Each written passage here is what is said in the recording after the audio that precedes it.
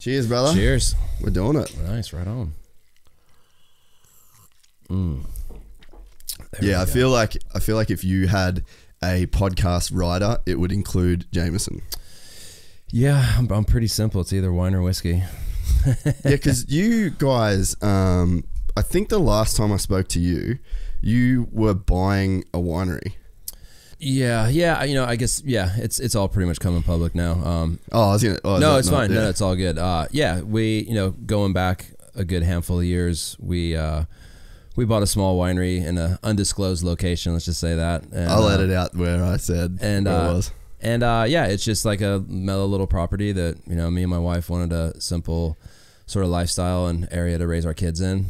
Away from the cities. We always had a deal that. By the time Willow was 5, this was before Willow was born, but by the time she was 5, we were going to be living outside the cities. And she's always been really into wine.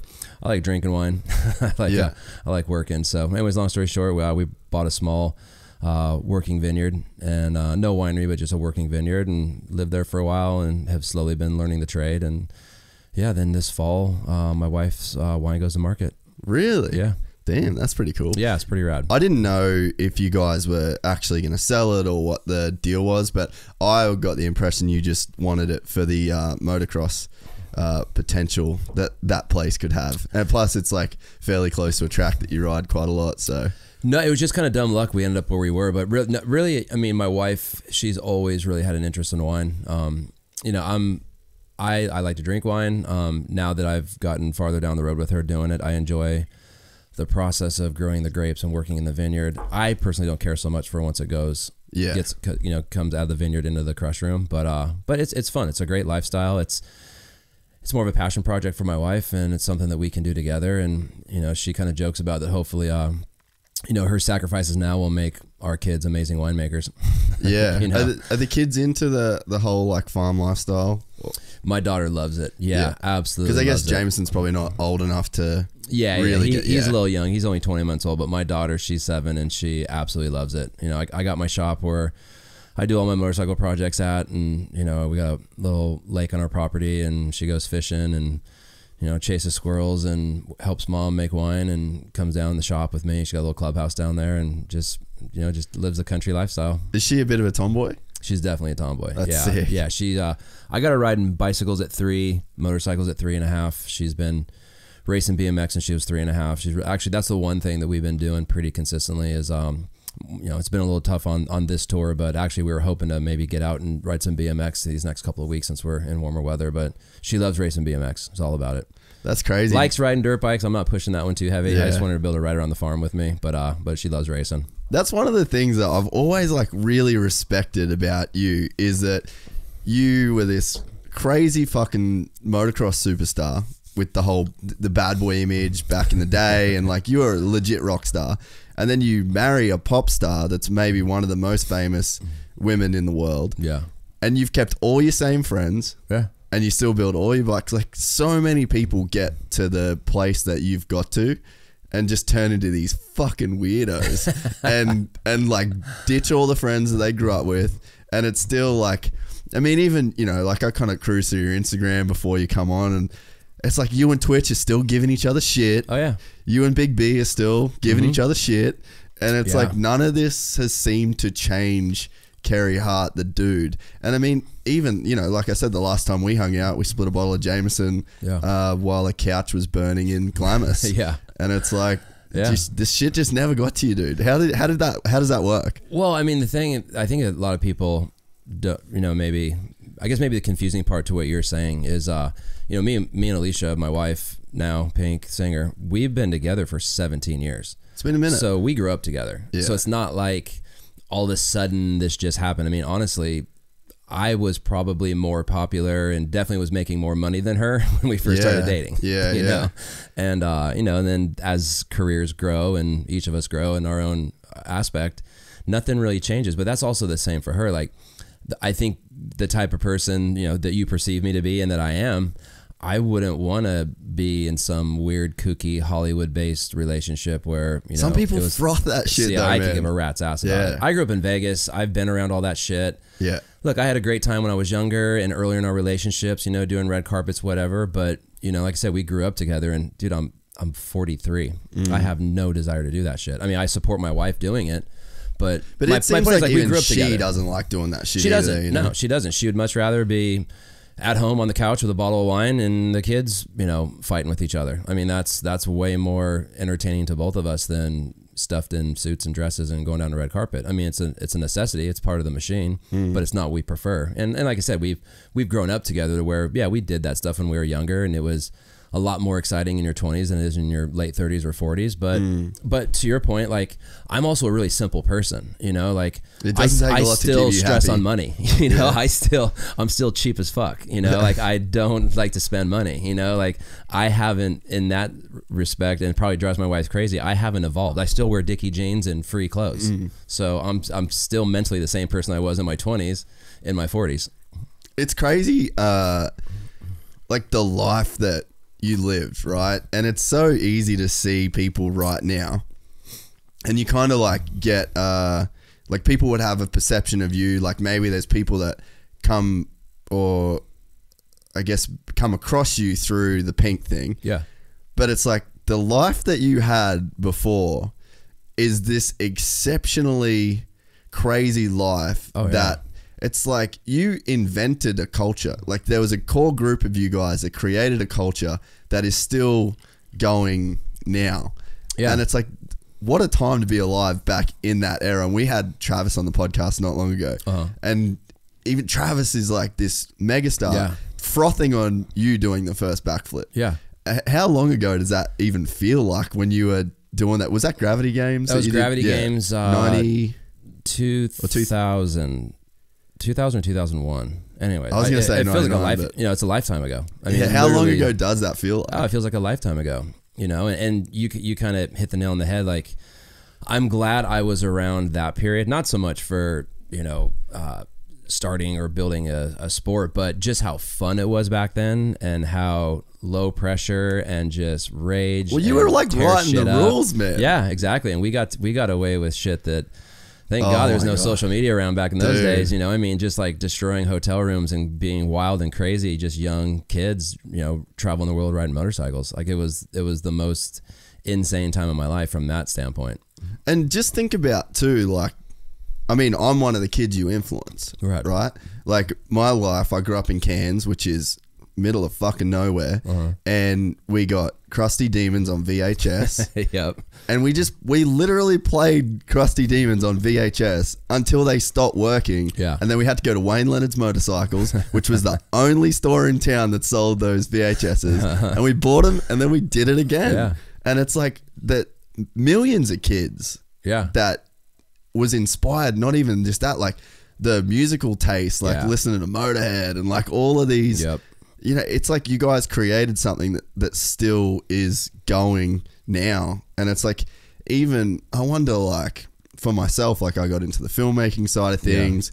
It's like, what's the economy of what you guys did that still goes now? Like, I made money making dirt bike films because I watched your dirt bike films. Yeah. Like, there's a crazy economy that you guys kind of started, and it's still going. I mean, it's cool. You know, I'm going to sound like the salty old guy right now, but, you know, unfortunately, what motocross, freestyle motocross, all action sports really, skate, snow, whatever it is, what it was in the 90s as like this. It's been targetified. Yeah, well, it's just like it was exciting and everything was new, and, you know, there was no internet that ruined everything and social media that ruined everything and instant gratification, but there was a culture and a lifestyle behind it back in those days. And, you know, I don't know, I mean, my hat goes off, and I actually feel bad for all the, let's just take motocross, what I know, of all these young bangers that are just throwing down the most insane tricks, but for nothing. It's like, for what? For a highlight reel on Instagram on the popular page, or,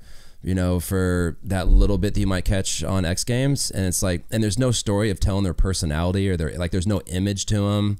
Well, you almost can't have a personality these days, because there's so many ways that you can get fucked by social media or by, like, even like you went through it with Kenny. Like when Kenny was drinking Coors after he won the title with you guys, there was like backlash for this dude that just worked his whole life to win this championship. Yeah, he's having a couple beers. And then he had a couple beers and a pizza, and then he's getting crucified. So it's like you're almost like what made you guys famous was the fact that you were carrying on, like living this extreme life, and everyone was all about it. Yeah. And now you get these dudes that try to do that shit today, and it's like, dude, put a lid on that. You can't do that. Yeah, I mean, and that's the slippery slope. I think that was the good and the bad of my personal career, how I run all my businesses, how I ran my race team. I mean, dude, I was the one there giving Ken Roxon a beer. Like, fuck you guys. This dude just worked his ass off, won a championship. He's a grown-ass man. He can enjoy a couple of beers or whatever that might be. You know, and I think that's just where the heart and soul, not from an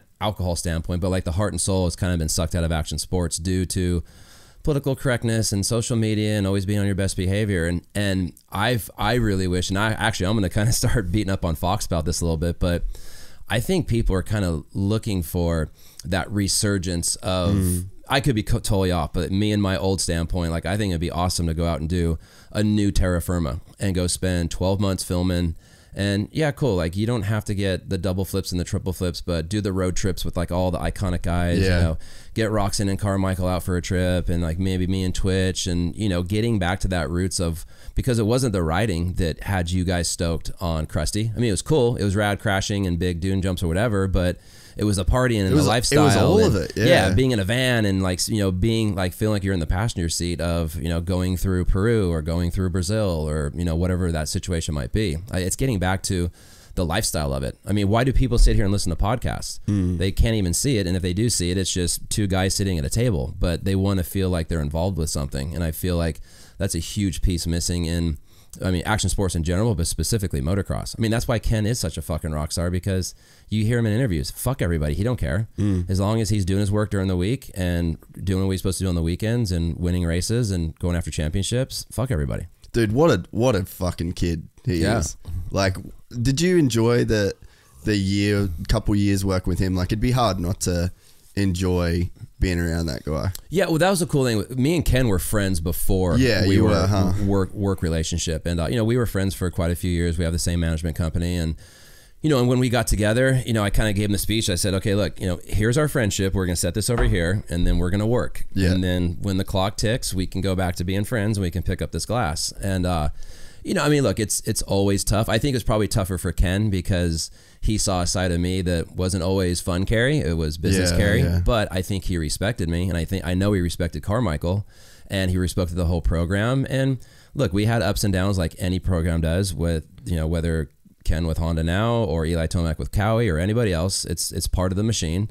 But in the end, I think to go through the path that we went down, I mean, he's a young kid. He was 20 when he came and rode for us. Yeah, it's already crazy, won a championship, you know, and not many 20-year-olds know what they want, what they do, they don't want. But to go through the course that we went through, the highs and the lows, and to end it on winning a championship, you can't really be mad at that. And to this day, it's never affected mine and his relationship. We still text back and forth all the time. He just came to my wife's show a couple of months ago, and I'll tell you what, if he was going to go out and have a beer, I'd probably be the first person he'd call. Yeah. So, and I think too, like, I was involved in the JDR team, which was really running in parallel with you guys. It's very similar era, I guess privately funded, which was quite similar. And then that manufacturer support. Like, there's so much detail that goes on behind the scenes. Like, even Suzuki brings out a bike with air forks. Ken's got to run air forks. Ken doesn't like air forks. His performance isn't as good. That's a reflection on the team. It's like there's so many things that are out of your control. They're out of Ken's control. And they're things that you can't say in the moment to the average fan. Like, hey, man, these forks are actually a piece of shit. We have to run them. Ken doesn't like them. We're kind of fucked. So it's like, but you can't say that because you're in that you're in that world. Well, but look, here's the reality. I mean, you can look at racing as whatever it is, but we're not curing cancer. And at the end of the day, what we're doing, we're entertainment and we're selling products for people.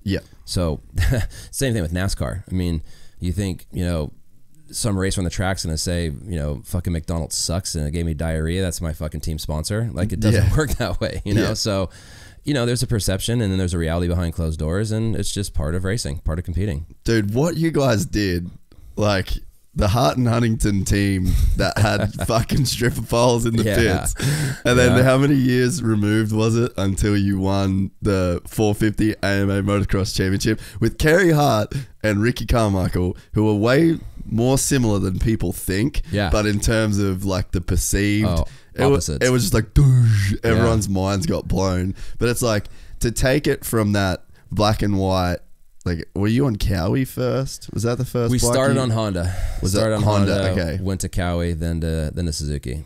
So it's like, what a trip to do that. And I mean, just the effort that I know that it takes to run the team for a person in your position in life to just not have to do that. I think it really showed like your passion for the sport. Yeah. And it was a crazy fucking, just to come from stripper poles to Ken Roxon winning a national. Yeah. That's a crazy ride, dude. We had a 10-year run from year one to our last year winning or actually not winning the championship with Ken, but the next year with Brock and Bogle. But yeah, it was a 10-year run. And we basically, you know, we got into this thing at that time. Really, my focus was, aside from my personal riding career, was my tattoo business and more so the clothing business at that time. And, you know, at that time, freestyle motocross guys were making a shit ton of money, you know, myself included, and we were a small business and we weren't really set up to be able to go sponsor a bunch of marquee freestyle athletes or a bunch of athletes in general. And I'd been itching really to get back into the race world. You know, I kind of had a chip on my shoulder about how I left racing. You know, myself and, you know, and Metzger and Deegan, a lot of guys kind of got forced out of racing. But luckily enough, we went on to do freestyle motocross, and that was successful. But I definitely had a chip on my shoulder about motocross, and I wanted to get back in it and kind of show that, you know, some tattooed scumbag that kind of got shunned out of racing can come back and do something. So when we got back into it, you know, it was myself and Kenny Watson that really started the program. And, you know, for the first handful of years, it was a smoke show, literally, you know, because when I went into it, I knew we were going to be working with riders, and no offense to them, but because they of what weren't we were the paying, championship level dudes. We weren't even paying these guys. We were just taking them racing. So from that standpoint, you know, our goal was to make mains, and we knew that, okay, if we weren't going to win on the track, we had to win off the track. In the pits. Exactly, and we were going to win in the pits. And and those were the days when, you know, when you would walk through a supercross pit in those days, it was all business, and, you know, at best case scenario, you could stand in line for an hour and get an autograph, but you go back in the stadium, there was no atmosphere in the pits. There was no excitement. It was very, very, I mean, there was no music. It was extremely dry. And that's the one thing I'm kind of proud about, because now it's a lot different. Now it's a party, you know? I mean, fucking Tundras. Exactly. And, you know, Monster has their big old, you know, moving stage and DJs, and, you know, and every team is now activating from some standpoint, and it's brought a lot of excitement to racing, because before that, I mean, that's how we won. I mean, and we were literally bringing people through our truck, and like, where at that time it was like, nope, you got to stay back. You can only get an autograph, and we don't want you even looking over here, and don't look at our bikes. We were bringing people through, and we had Rockstar as a sponsor, and we were doing Rockstar beer pong. So people could come into our truck and like be under the canopy and play Rockstar Pong and listen to music, and you guys had DJs and shit. Well, yeah, we had guest Kenny DJs. was on the mic. Yeah, we had guest DJs coming through. Like my buddies from Cottonmouth Kings would come through and DJ, and different people, and without knowing it, I mean, I'm not gonna sit here and tell you like I've foreseen the future, but at that time, that was before creating content was really a thing yet. That was before data collecting was a thing yet. And we would have people come through, and at that point we're kind of like, well, let's start getting everybody's email information so we can start sending email blasts out. So we started that, and then we went from pen and paper to actually using iPads and collecting data. And what a lot of people don't know is, like, as we were a smoke show and we evolved this thing, we signed all of our major contracts before Kenny came along, and we lost them while Kenny was winning the championship, because that machine caught up. Meaning, where, take Jimmy John's sandwich shop, okay? Jimmy John's sponsors NASCAR, and they know what their return investment is on NASCAR, and they know if they spend X amount of dollars in this footprint, they're going to get a return on that. Now, we signed them and all fast track really quickly because at that time, NASCAR wasn't really collecting data. So they came to us and like, wait a minute, you can give me, data. I'm getting, 5,000 unique email addresses every week for how many races? That's what we sold our program on. And people were always kind of like scratching their head like, well, you won the championship and then your team went away 2 years later. It's like, it's not about what you do on the track, because you know how many times I got a phone call from Jimmy himself at 4 o'clock in the morning on a Sunday morning, and he's rewatching the live feed of the Supercross, and he's like, dude, I can't see my fucking logo. Like, what's happening out there? I'm like, well, I don't know what to tell you. He's like, well, I mean, it's great we're doing the pits, but now NASCAR is doing that as well. And we eventually started to lose sponsors because of shitty TV packages and bullshit with Feld. And that, so long story short, like it's funny, like how we kind of started doing this smoke show literally. And as the program evolved, that smoke show is what got us going with those sponsors and got us to win a championship. And then at a certain point, me and Ricky are like, you know what? I'm kind of done traveling. I'm done going to 25 events a year. And we all have kids now. We're not in our teens anymore, our 20s and 30s, and kind of let her go off the pasture. Dude, it gets a lot harder than people think, and especially the mechanics. Like, that's the one thing I learned from my couple of years doing the entire circuit with JDR, is that the mechanics are on like no money and doing the craziest job, the craziest travel schedule. Like, it's really hard, even for me as like a dude that was filming these races, to just keep on that grind, man. Like that, it's brutal. That shit's brutal, dude. And like, I remember one day in particular at Budds Creek, and it was like just so fucking hot. And I'm this kid that frothed on motocross my whole life, would have given anything to be at Budds Creek. And I was like halfway through the season, I was like, you know what? Fuck this. I'm watching this shit on Fox, and I'm going back in the semi. Yeah. And I watched the motos of Budds Creek my first time there, inside the semi. Because I was just like, I'm over it. It's brutal. It's a grind. It is. I mean, for us, and it's all race programs, we start the 15th of September. I mean, 15th of September is testing and development and Monster Cup, and you run that all through preseason, and then you got, 32 races between Supercross and outdoor. And when that checker flag flies at Ironman, everybody gets 2 weeks vacation, which basically is the 1st of September, and you start again the 15th of September. And that is repeat for the 10 years we did it. And for me, it was like, I'm trying to sell sponsorship from, June until December. And then, surprise, races start here. And then I was obligated to go to 15 to 16 supercrosses, another 10 sponsorship appearances. So I was on the road for 25 weekends out of the year. And dude, it's just a grind and stressful. Yeah. And it's people always say, like, and it's definitely one of the things. I mean, and I'm sure you could even see this with Alicia and what she has to go through. People are like, "You live in the dream, man. I'd give anything." And it's like you would give anything. To see the fucking nightmare. Yeah, you would give anything. Yeah, but you're not there, and it changes when you're actually in all this. And I mean, even like she just copped a bunch of shit the other day because didn't she have to cancel some shows? Yeah, and it's like, people get sick, man. Like every single person goes like even I had a friend the other day that was saying like, oh man, I got so sick, and then work just wouldn't let me not come in. They're like, you have to come in. I'm like, fuck them. And it's like, they're probably the same people that they bought the concert tickets and are complaining. And then they're like, oh, well, she's sick. You got the best job in the world, and you're gonna be, and it's like, come on, man. Yeah, I mean, it's brutal. I mean, I don't know. I guess kind of to answer your question, or to jump on that topic, it's from the outsider, and even in my shoes in my 20s, her shoes in her late teens, you would give your fucking left nut to be in that truck and at that event and racing and living that lifestyle.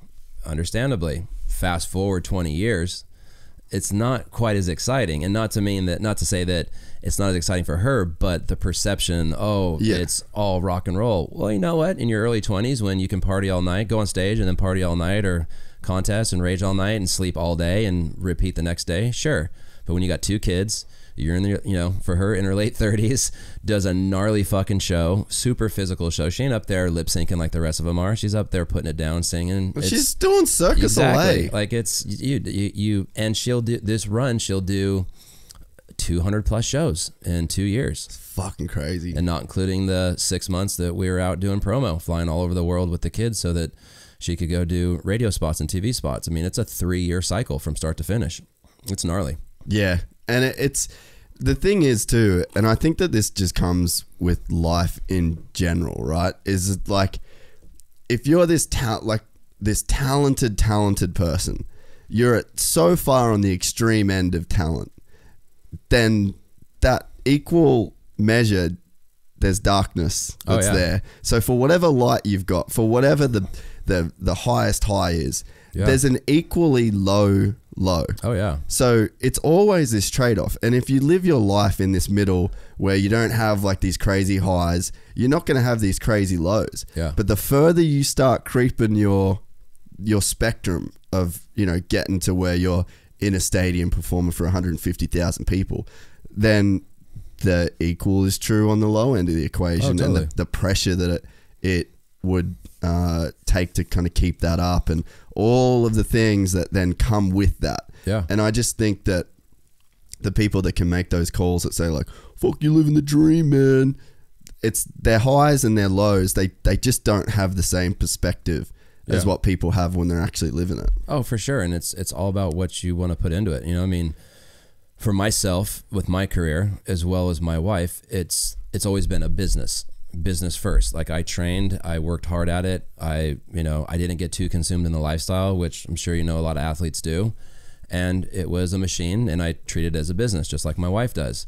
She doesn't, you know, there is no blurring of Pink and Alicia. I mean, she's the same person on stage as off the stage. And I think that's why people can relate to her so well. And I think it's why people relate to me so well. I mean, like you brought up earlier, I'm sort of the working class dude's guy. Yeah. But the people that get so consumed in it, like you're saying, that's where it can go awry. And it's funny because, like, I've just been playing catch up on a lot of TV shit while we've been on the road. Like, I'll put stuff on while I'm working out. And I just finally started watching this Red Bull series from when Ken was riding for me. It's like called MX Nation or something like that. Yep. And it's funny because I just watched it a couple of days ago, but there was like this part of this interview where it was going back and forth between Ken being interviewed and Dungey and Alden Baker being interviewed. And this is when Ken was riding for me, and Ken's like, dude, I gotta have fun. If I'm not having fun, I'm gonna suck on the fucking weekends. I'm gonna be burned out. And he was talking about why he went away from Alden Baker. But then you have Alden's interview, and Alden's like, well, if it means burnout and more championships, then I'm gonna push my guys to go win more championships and burn out earlier. And it's like what you were just talking about, like the good and the bad, the light and the dark. It's like, you know, for me, it's like, do I want to be number 1 or do I want to be like number 5 and have a fuck ton of fun and do it for a long time? I'll take number 5. Dude, Dunge is the guy that was called. He wanted that legacy. He wanted every championship, and now he's peaced out. But dude, the first podcast I did was with Dunge, and I'm like, all right, what's next for Ryan Dungey? Like, he doesn't have a clue. Yeah, there's nothing else. Yeah, and I didn't feel sorry for him because it was the choices that he made, but I was really surprised that there's this guy that's this like beacon of hope and a Wheaties box dude, and he doesn't even know what he wants to do with the rest of his life at 27 years old because he was so consumed with racing. Yeah. And it's like, again, it's just the choice, like that's the choice that he made. And even when people want to say like, oh, Dunge's life must be perfect. Could you imagine being 27 and your entire life and identity is wrapped into a thing that you don't do anymore? Well, I think that's also, you know, there's obviously been some pretty gnarly deaths in action sports over the last couple of years. And I think that's something that people don't really talk about is like, what happens life after motocross, or what happens life after being an athlete? You know, I think there's a fine line between like this whole concussion syndrome thing that's happening and just post-athlete depression.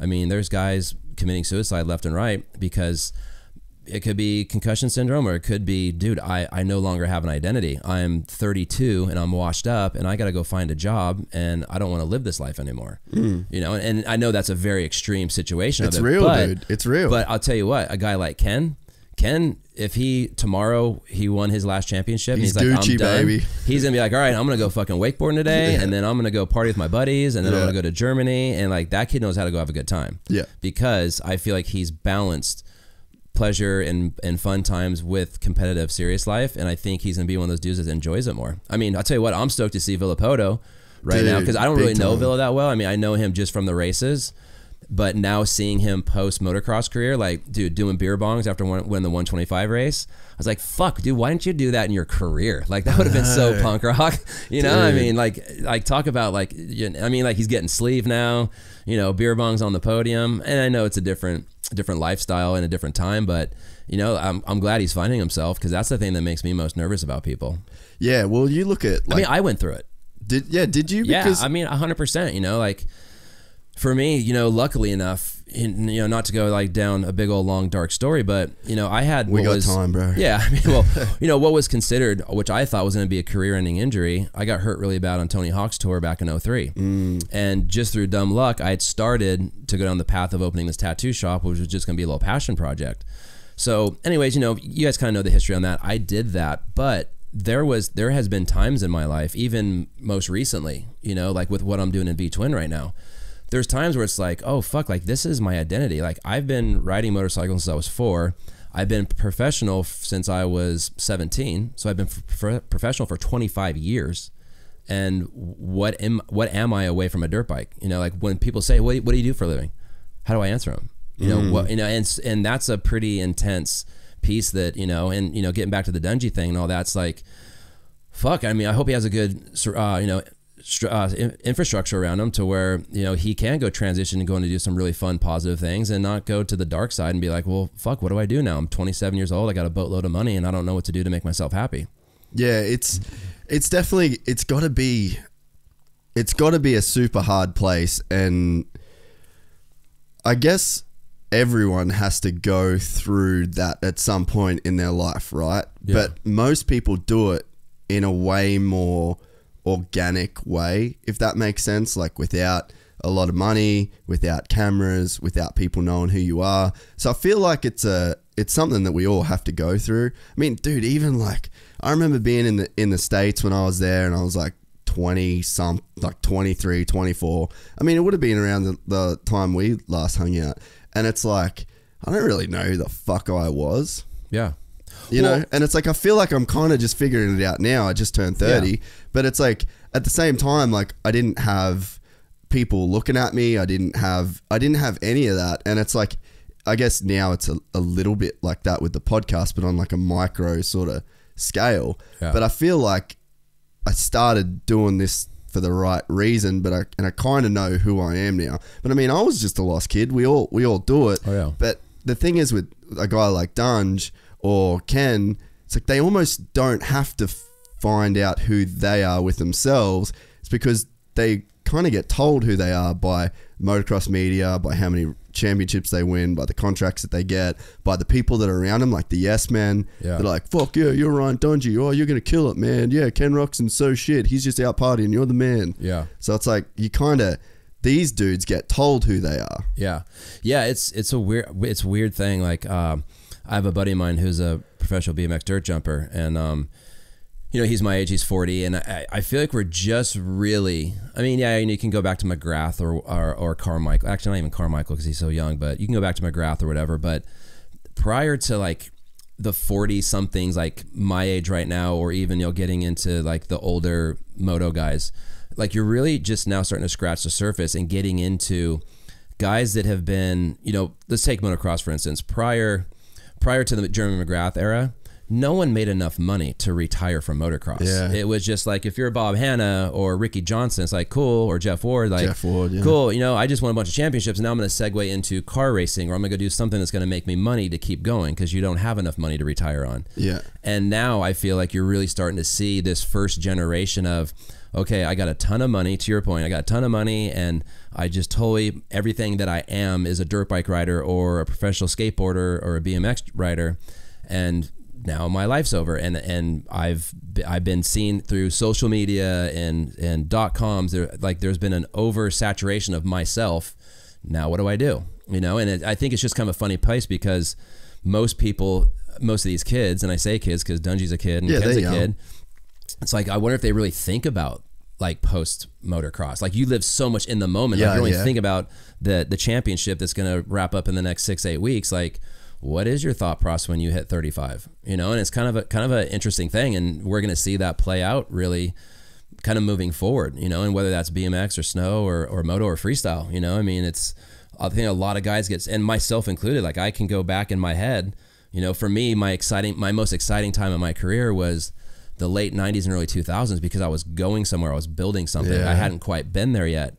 And then as it goes on, like I always kind of kept thinking back in my head, like, oh man, what am I going to do when this is done? So you had those thoughts when you were... Oh yeah. Really? I still do. I mean, to this day. Why do you think that you had those thoughts? Because like, all right, so let's compare you and Dunge. We'll just keep that theme going, right? Dunge kind of has it all together, right? So it's like he kind of has time. Like he's having the proper rest, he's sleeping right, he's eating right, he's got all these people looking after stuff for him. He's got the time to sit there and go like, okay, what am I going to do when this is over? You were fucking out of control. You were living this crazy rockstar lifestyle, partying. If you would compare you two and say, which one do you think was thinking about life after this crazy ride, Carey Hart would not be the dude that people would pick. Probably not. Yeah.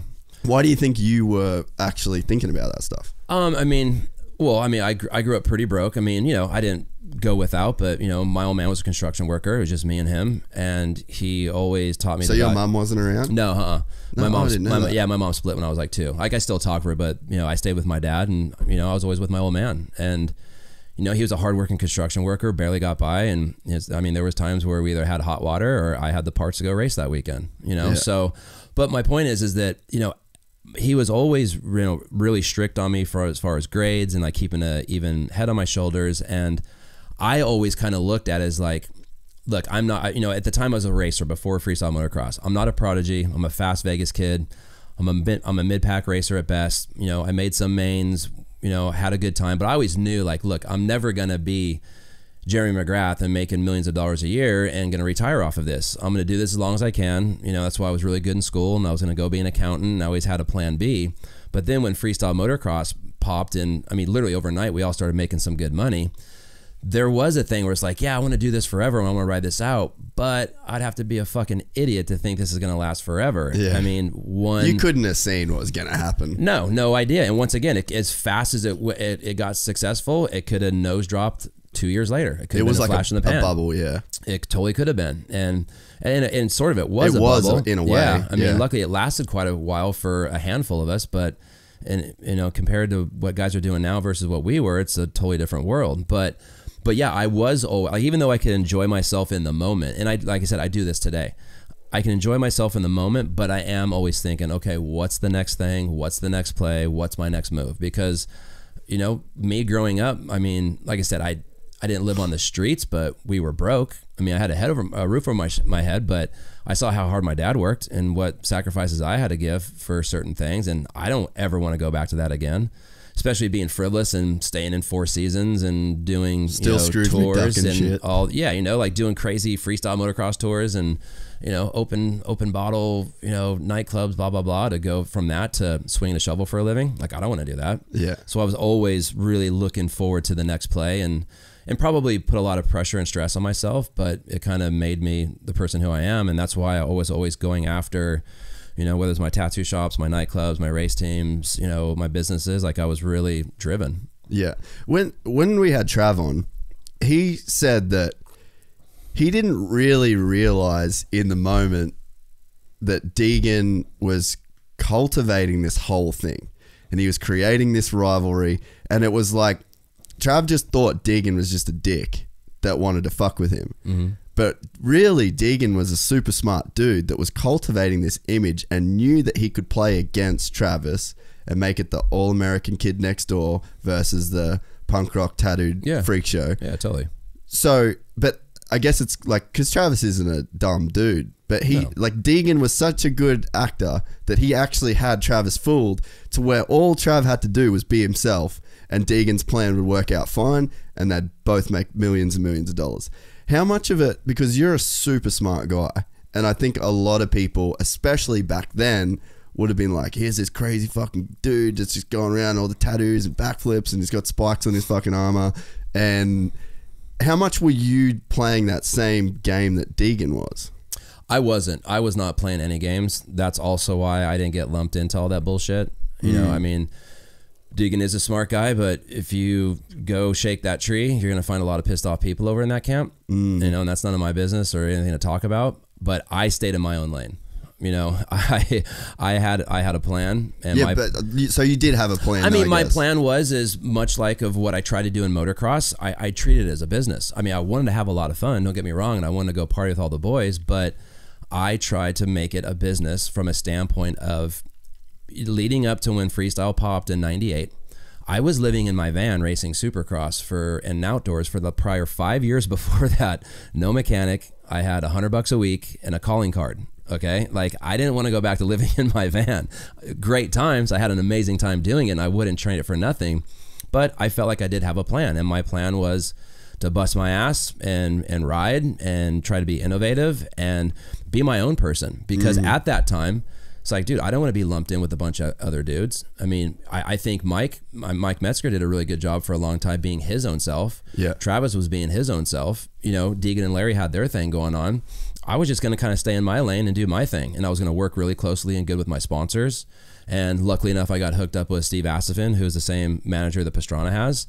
And I worked. You know, like, I didn't just cash a check and go out and buy a sports car or a nice house. I worked with my sponsors. I worked with my team managers. And through those relationships is what helped me learn to build my brands. Because I didn't go to college. I didn't have a rich dad or anybody a sounding board. It was just me and my sponsors and my manager. And I spent time with my sponsors. Like, why are you paying me a bunch of money? You know, well, you're going to be the face of this new line or this new boot or this new gear. And, you know, we want the people that follow you to purchase this stuff. So I learned from all that. I can tell you, I made 200 plus mistakes in every business I've ever started, whether it's race teams, tattoo shops, all of it, payroll, whatever, but I knew how to build a brand. Yeah. I knew how to market it. And that's that perception. And if you do that right, 7 times out of 10, everything else will work out. Yeah. You know? But yeah, I did have a plan, but I wanted to be professional about it. I wanted to have my own persona and my own self, which that was me. That was the nice thing. I didn't have to act. You know, it was just me. You know, I was Vegas kid. I was dude lived next door to TJ Lavin, rode BMX and rode moto and was friends with everybody and rode my ass off and partied my ass off and was always on time for autograph signings. And, you know, and one thing I could tell people, if you look at my career from '98 until arguably whenever the end of it was, technically, you know, my last year doing contests. Yeah, what is the end of it? Who knows? So, I don't think there is like a... Say it's 2015. So you look at that, you know, 13-year window, I was hurt a majority of it. Yeah, there was a period of 3 years where I didn't even ride a motorcycle, but I kept my sponsors. And I think the moral to that story is, it ain't about what you do on the bike, it's about what you do off the bike or the skateboard or the bicycle or anything else. You know, I worked hard and I worked hard with my sponsors and my fan base, and I busted my ass off my bike probably more than I did on my motorcycle, and that's what gave me my longevity. I got 4 medals to my name. And you know what? If I had 3 or 2 or 1, it wouldn't make a difference anyways. Yeah. Like I think my work ethic is what, you know, and my own desire to be my own person is kind of what just gave me my longevity. Well, you mentioned Steve. He's like this crazy behind the scenes, like puppet master almost, and not in like the negative puppet master. Like, he's responsible for a lot of shit. Oh, he is. Like, yeah. I mean, I'm one of his first. Steve Asifin. Yeah, sorry for people just listening. Yeah, Steve Asifin with Wasserman. I was one of his first 8 athletes. You know, it was me and Bucky Lassick and Bob Burnquist and Dave Mirra, Ryan Nyquist, and a couple other people. I mean, even Travis came on a couple of years after us. And he was Sheckler's dude. Sheckler. I mean, he was Sean White for a long time. I mean, you name it, every banger he's got. That's crazy. Yeah, yeah. And, you know, and the thing that was great about Steve was where I didn't have a college education and I didn't have the know-how to negotiate my own contracts at the time and all that stuff. I had a person I could trust that was like, look, you just go do you. You focus on riding and working with your sponsors and working with your fan base and being at all the events, and let me do all the nasty part. You know, I'll do your contracts and, you know, handle all the billing and I'll be a good cop. Or he's like, I'll be bad cop, you be good cop. And, you know, over the years, I learned a lot through Steve, and even through, I mean, still to this day, he's still my manager. We've been together for 20 years, and he helped me, you know, get my supercross team started. And I learned a lot from Steve. And then the irony of it is fast forward all these years later, I can now start the conversations and get the iron in the fire with a sponsor, and like through my supercross team, you know, a lot of the sponsors collectively between myself or Kenny or whoever, like we brought the sponsors, and then Steve just kind of closed it and did the contracts. So I was fortunate enough to learn a lot from Steve through those years. So we've always had a great working relationship that way, where I could learn from him, and he was always really honest with me. But behind the scenes, yeah, I mean, he was the backbone of, I mean, you go back and look through, you know, all the top action sports athletes from the mid 90s until current day. I bet Steve has represented 80 to 90% of them, or has had some influence in them along the way to help steer them through their career. It's definitely crazy. And I think that there's a lot of people that talk shit about him, and I mean, I've had nothing but good experiences with him. I mean, he's a fucking agent. He's an agent, yeah. but like, when you just look at what you said, like 80-90% of people that exploded, like created this bubble, he's been a part of. And it's like, if you looked at the butterfly effect of Steve Astaphan, there's a lot of fucking money. There's a lot of shit that went down. Yeah, 100%. Because of this dude. I mean, he's Ken Roxon's manager. You know, I mean, he's a bright dude. Like, I mean, the funny thing is, he's only 3 years older than me. Yeah. I mean, you know, we got together in our 20s. Yeah. No, he's a guy I'd love to actually get on the podcast, because he's a super interesting cat that's he's had a hand in a lot. Yeah. Like, I just think people would actually kind of freak out to know how much stuff he was actually a part of. Yeah. I mean, it'd even be funny. I would like to hear that, you know, because there's a lot of stuff I don't remember due to the hops and the barley and everything in between, you know? Yeah. When did the backflip first become like a legitimate thing that you were going to try and do? Because that's something like, fuck everything else. You were the first dude to backflip a dirt bike. Yeah. How many people before you thought of doing it, but thought it was impossible? Well, that was an interesting time in freestyle. You know, that was, once again, you know, 2000, and there's this bubble had been created. You know, you had freestyle that kind of burst through the 90s, and first contest started in the late, you know, 98, 99, and, you know, X Games. Anyways, everything was really big and exciting. And it was almost like you'd think that it had capped out before the backflip, right? Well, that was the big discussion. And it's like, where can this go now? And it was already huge. Yeah. And then when you did that, it's like it got sent into this stratosphere that people didn't even think it could go in. And it was already a bubble. And then after that, it was like a fucking land race after that. It was crazy, because at that time, you know, so what kind of got to that point was, I'd moved back, you know, I lived in Southern California, was tired of it. Did you do the Temecula thing? Yeah. Yeah. Did all that, hated it out there. You know, I want to go back to Vegas. After I got kind of established, moved back to Vegas. And when I moved back to Vegas, I moved next door to TJ Lavin. Me and Lavin were buddies. TJ Lavin's top BMX dirt jumper. And at that time, I remember like late night, like 99, I was actually living with him while my house was getting built next door. And there's all this, you know, commotion about, okay, well, great, freestyle motocross, it's been an X Games, but, you know, it's flattened out. How many other tricks can you do? You take your hands off, you take your feet off, you know, Superman's, whatever. And I've always grown up riding BMX, and me and TJ would ride BMX. I'd ride his backyard with him, and then he'd come ride moto with me. And we just kind of kicked that conversation. I was like, dude, you think it's possible? I was like, I think so. I mean, anything's possible. So we kind of talked through it through the winter time, like early part of winter. And he's like, hey, let's go out to Woodward and let's go spend a week in Woodward and do 10,000 flips into the foam pit and see what you think. See if you feel that it's possible to transition from a BMX bike to a dirt bike. So you were flipping the BMX bike? Yeah. Yeah, because there's no foam pits. Yeah, this is pre-foam pit. Yeah. So me and TJ flew out to Woodward out in Pennsylvania, and we spent about a week out there in late winter, early spring, and just kind of learned it all. Got comfortable flipping, and, you know, started the foam pit, then went to resi, then was flipping the box jumps and dirt jumps, and it just was a slow build over the course of a week. And at the time, I was also filming my documentary Good Times, and it wasn't a planned thing. It was just kind of, you know, a year in the life at that point. So after we spent that week out there, and I had my filmer there, we came back and we were watching all the raw footage and we're talking about it, and I'm like, dude, I think I can do it. I mean, it's just about getting the bike spinning. You know, I'm not gonna be able to control it. I mean, at least at that time, you know, I'm not gonna be able to control it as much, but if I can get the inertia going, just fucking hold on, right? You know, I'm young and dumb, 25, 20, yeah, you know, it's like I'm 26 at the time. So I was like, fuck, I'm going for it. So leading up to, so this was springtime. So leading up to Gravity Games in Rhode Island, which I think was like June, you know, that was the agenda. It's like, fuck it. So my dad, I had like a little private freestyle course, which at that time was just one jump. And we kind of spent 3 or 4 days kind of building the landing. Cause back in those days, my dad built a lot of the freestyle courses. Like he built Gravity and a lot of X Games. Oh, I didn't know that. Yeah. He built the first, the one in Vegas, the first ever contest. He built that. Yeah. He was the dude in the early 90s or the 90s and 2000s building. Yeah. So we kind of just came up with an idea of what we thought was going to make it work. You know, we didn't know, but just kind of rolled the dice. And I just did a shit ton of visualization, and, you know, I was still riding BMX with TJ and, you know, trying to flip a bunch on my bike and just kind of stay in that mindset, being comfortable upside down. And then, dude, rolled out to Gravity Games and just sent it.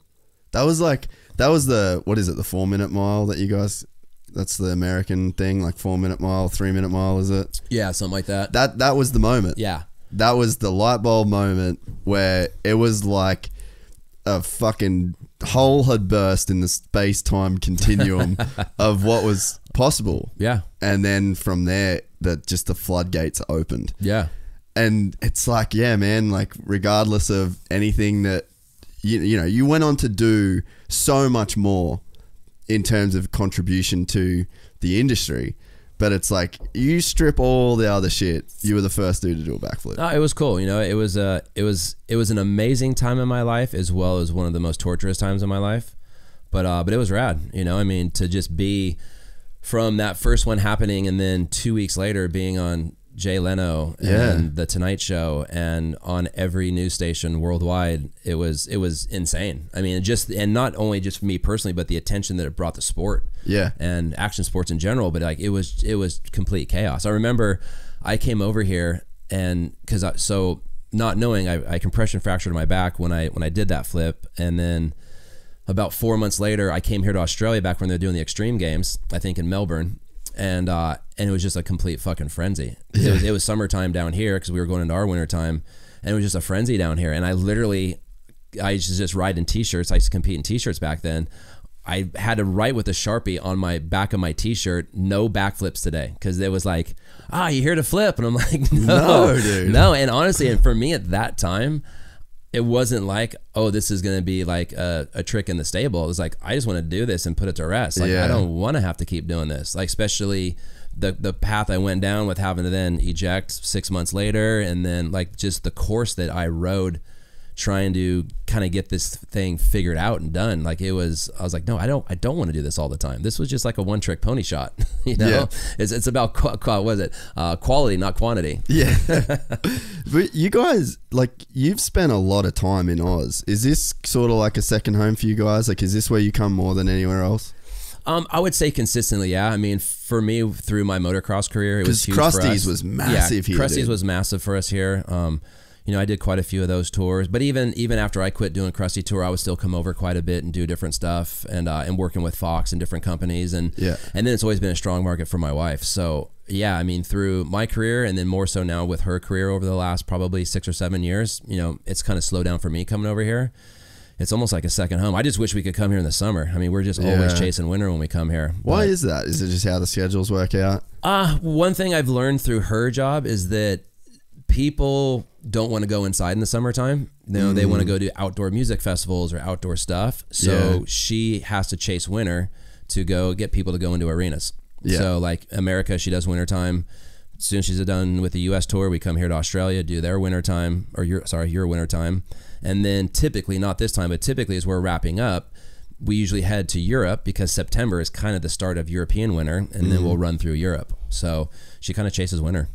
What's it like at the moment? Because I mean, I'd spent a lot of time in the US, and as I was leaving was when all the shit started to go down. Like, I watched the election campaign. I watched it, and then I was in Australia when Trump got elected.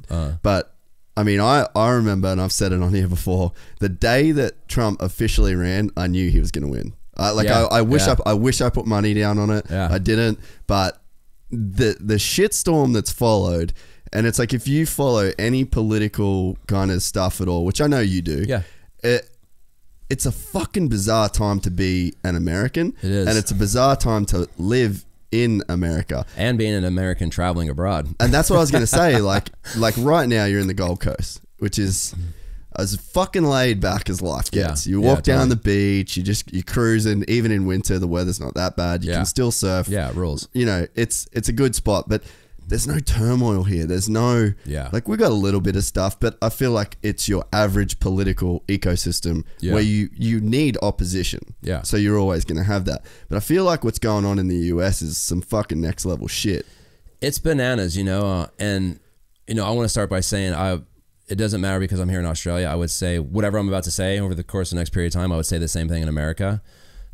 It's fucking nuts because I think I'm a bit of an anomaly as well as probably full of shit from a standpoint of I think the two-party system's broken. I think government's broken. I think it's all fucking broken, and I'm a bit of a prepper, and I'm getting to the point where I'm like best man for himself because shit has just gone so fucking astray that there's gonna have to be some major upset to recalibrate everything. But with that said, it's nuts. You know, it's like everything is so politically correct back home, and you can't hurt anybody's feelings. And if you say something, like anybody that follows me on Instagram, I do it. Yeah. I'm raw, and I also do it out of enjoyment because I appreciate debate. Yeah. I will debate somebody that the sky is purple. If I feel that it's purple, I will fucking debate you to it. And I won't be rude and I won't be nasty about it, but I love a good debate and a good conversation.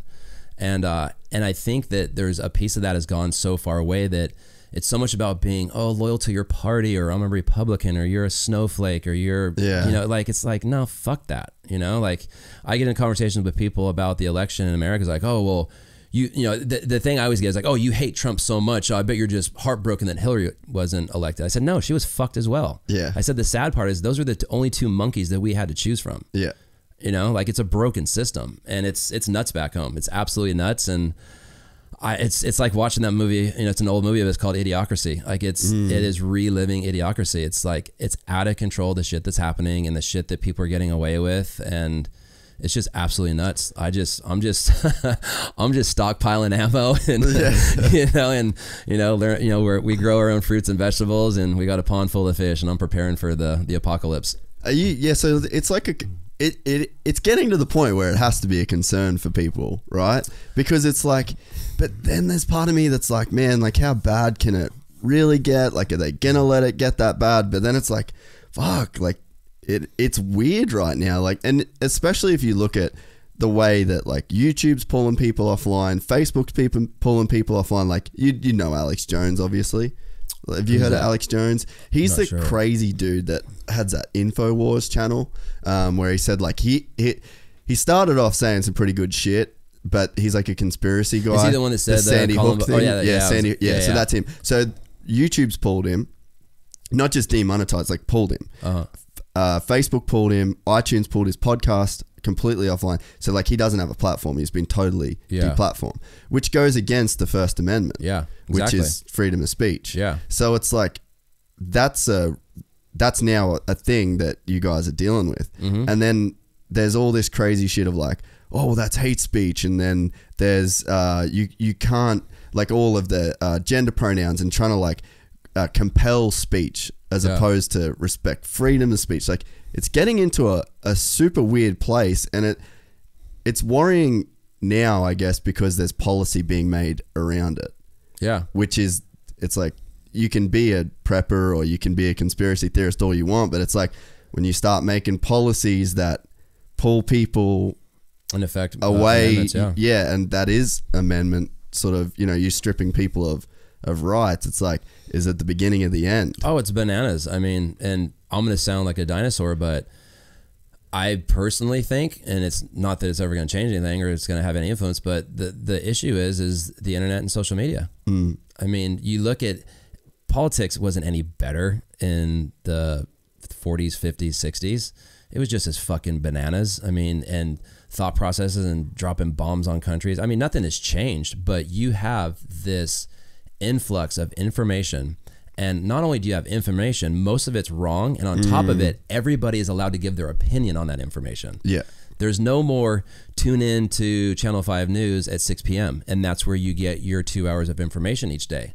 it's at your fingertips. And on top of it, you're not even being able to, you're not only ingesting the information, but everybody, small or large, has a platform to respond to that. Yeah. And that, I think, is where it has gone to hell in a handbasket, because through that is what's like, as we're sitting here right now, we were having a conversation about how fucking rock and roll and crazy it was in my lifestyle back in the 90s. And I could be that way because the only people that could judge me were the people that actually were knew sitting, that was going or on. the people that are just sitting there watching that video. You can only judge me to your 4 friends that were watching that video at that time. Yeah. That was your platform. Fuck these guys. Look at these stupid Americans acting like assholes. Yeah. That was all you could do. Now, pull out your phone or Fuck this your guy podcast. at Or Hard Luck. Fuck this guy. exactly. Yeah. And I think that's the biggest downfall, is that you have people that have to censor themselves, or say a government legislator, oh, well, fuck, I really feel this way, but I have to go along with Trump or this person or that person or this podcast person, because if I don't, I'm going to be castrated and I'm no longer going to have my platform, which means I'll no longer have my paycheck. Yeah. So everybody is being basically censored because of the fallout. It's not about even what their opinion is anymore. It's just about what's the fallout. And unfortunately, however you look at it, Trump is the one jerk off out there that will say whatever the fuck he wants. Yeah. and everyone's afraid to do anything, because it's like, what, do you go against him or do you back him? And then what's the fallout from that? It's just completely bananas. Yeah. But I guess there's like a duality to that too, though, because it's like we said, you got the light, you got the dark. Like there's the dark of that, which is that every fucking kook that shouldn't be able to directly message you. Like people can now directly message Carey Hart and say, you're a fucking loser. Yeah. And they do on a daily basis, Totally. I'm sure. Yep. And it's like, but at the same time, that's like the negative. And then at the same time, a kook like me can start a podcast and actually try and deliver people some good information or tell some story. And I don't need to be approved by the 5 o'clock news guy. Yeah. So it's like, it's a slippery slope. Yeah, we're in this really bizarre time, but I feel like, I mean, fuck, do we just have negativity bias to where we like pay more attention to the negative stuff than the good stuff? Unfortunately, because like there is a lot of good shit out there. There is, but is that because like let's say you post a video of your new bike, right? And you get 99 comments that are really good, and then you get one piece of shit. Yeah. Whose comment do you reply to? Or me personally, what one hurts to really get you? The thing is, for me, is I have a very thick skin, and I have conversations with this about my wife all the time, because my wife does not. I have very thick skin. It does not bother me. I will sit here and look you in the face and tell you, I don't give a fuck what people think about me. And that is the truth to my core. Yeah. I know I'm a good person. I have a good moral compass. I'm a good dad, good husband, whatever. That's all that's important for me. Everything else is just comedy hour. I post all this crazy shit to get the... You're an antagonist. I am, 100%. And when I sit there on the shitter in the morning and I'm drinking my coffee and I'm waiting for my kids to wake up, it gives me something to do in the morning. Yeah. And hopefully people get to think a little bit. But yeah, I just think it's this rabbit hole of where, yeah, you're just getting so much information, and it's, I don't know. I'm going to sound archaic right now, but I really think it needs to be censored a bit from a standpoint of not what the government can do to censor media, but people need to censor themselves. Like, dude, put your fucking phone down. Put an alarm on it. Yeah. You get 2 hours a day on it. That's it. Like, that's all you get. You get 2 hours a day on your phone. Outside of emails and text messages and phone calls of business, you get 2 frivolous hours a day, and then your phone should lock you out. Yeah. And then go for a fucking walk, or go on a bike ride, or go spend time with your kids, or go pick up trash on the freeway. Go do something productive. I think that's the problem, is these little minions will be in front of their phone or their computer for hours on end of the day.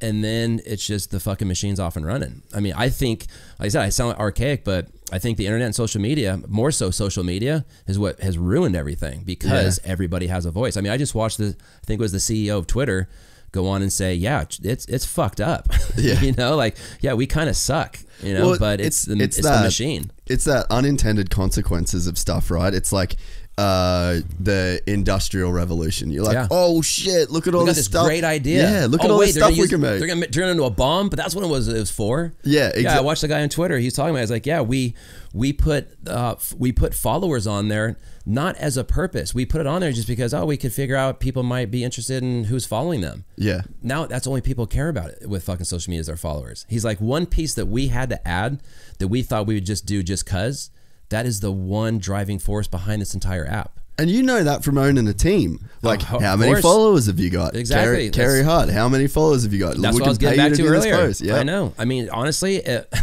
and here I am calling the kettle black. If I didn't have my social media platform, I probably wouldn't have most of my contracts in place right now because I wouldn't be able to leave and go chase my family around for 2 years at a time without social media. Yeah. I know it's a necessity. I know it's an evil, and I know it's an evil that I'm profiting off of.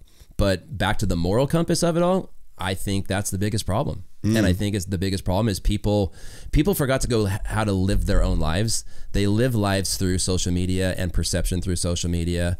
I mean, you've heard it a million times. When was the last time someone posted, when they got out of bed and they were fucking hungover and their hair's all over the place and their makeup smudged? Yeah. No, they put the perfect filter on. They project their perfect life. Yeah. And it's not reality. It's funny that people, like even my brother, he's like gone off Instagram, right? And he's like, it just fucking makes me bummed out. Yeah. And I'm like, I don't have that. And I don't know why. But I could see why people do get like that, especially girls. I think that it's a very slippery slope for women brutal.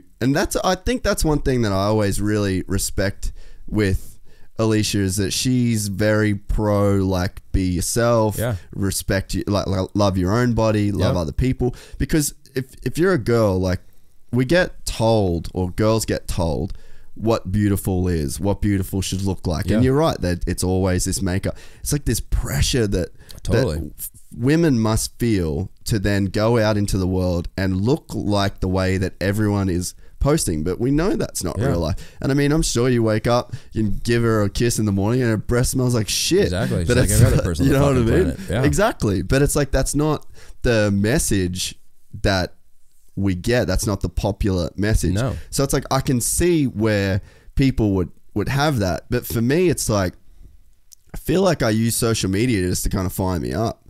Like I look at when you're building a new bike and I'm like, fuck, that's rad. Like I don't get that thing where I go like, I didn't have an Indian. Yeah. I wish I had a dope Indian. Yeah. I got this fucking old CR250 that I blew up last weekend. Yeah. And it's like, it's almost like people need to use it as a tool. It's like, what side of the coin do you want to be on? Do you want to be the guy that's like, damn, Carey's new bike's sick, and then use that to like fire you up? Maybe you don't have the raddest Indian and a dope shop and you can't weld, but it's like, fire yourself up. If that's something you want to do, then go do a welding course. That's the truth. And, so it's like, but that's you just hit the nail on the head. If people were to use it for what its intention was, where when the guy that started Twitter and Instagram and Facebook and everything else, like it was supposed to be a positive thing. Well, I mean, I don't know about Facebook after watching that movie, but you know what I'm saying? Like it's supposed to be a positive thing. Like if you used it that way, like that's how I use it. Like I got into bike building through seeing bikes I saw on social media and my own interest. Like, I like that stuff. I'm going to do it a little bit different. Yeah. If people saw something and then went away from their phone and went out and learned a new trade, or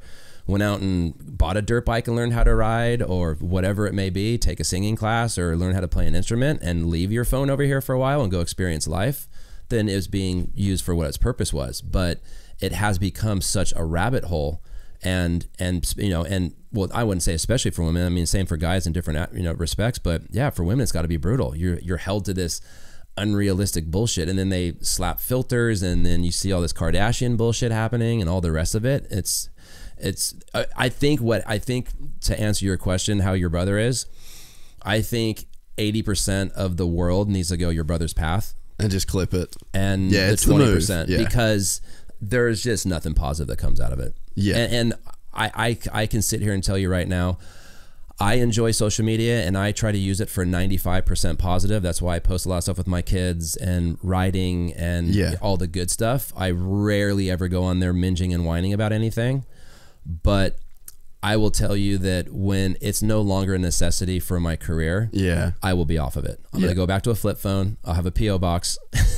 You can either write me a letter, call me. Page me, son. Yes, I won't get texts. You either call me, send me a letter, or show up on my doorstep. Yeah, dude, that's like one thing that when I don't know why this is. I spoke to this about a friend of mine, to a friend of mine. She's from the Midwest, and she's like, "Oh, what do you like? What do you like more now that you live back home?" And I was like, man, people just fucking show up at your doorstep. Yeah. And I miss that in America. Yeah. And it seemed like it's maybe a more Australian thing that people just like rock up with a 6-pack of beers.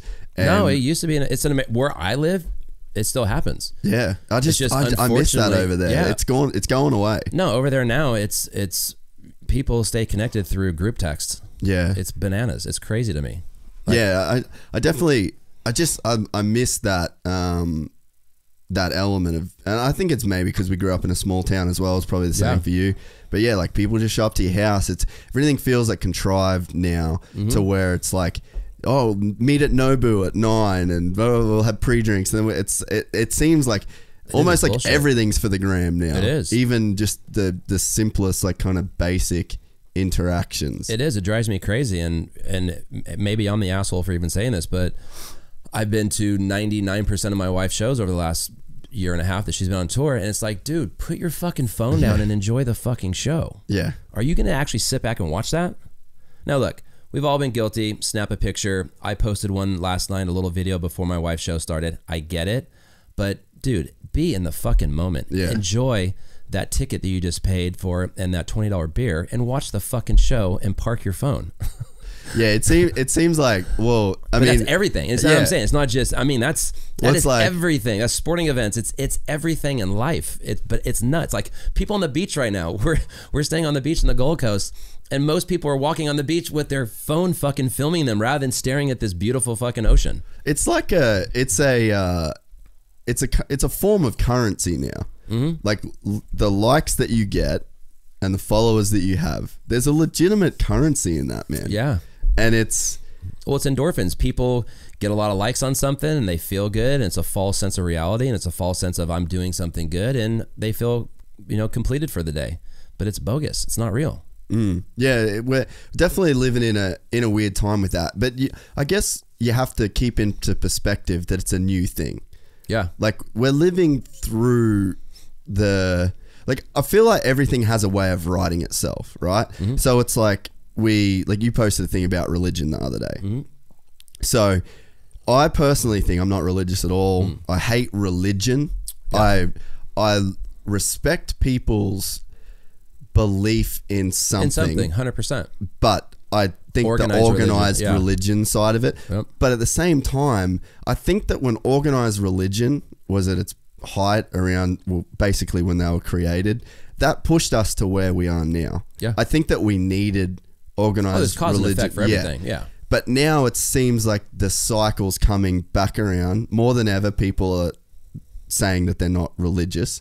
And then it's like that ship is starting to level out. And so. we're slow. I mean, I can see a time. That's why I want aliens. I want aliens in my life. Because can you imagine when the aliens come?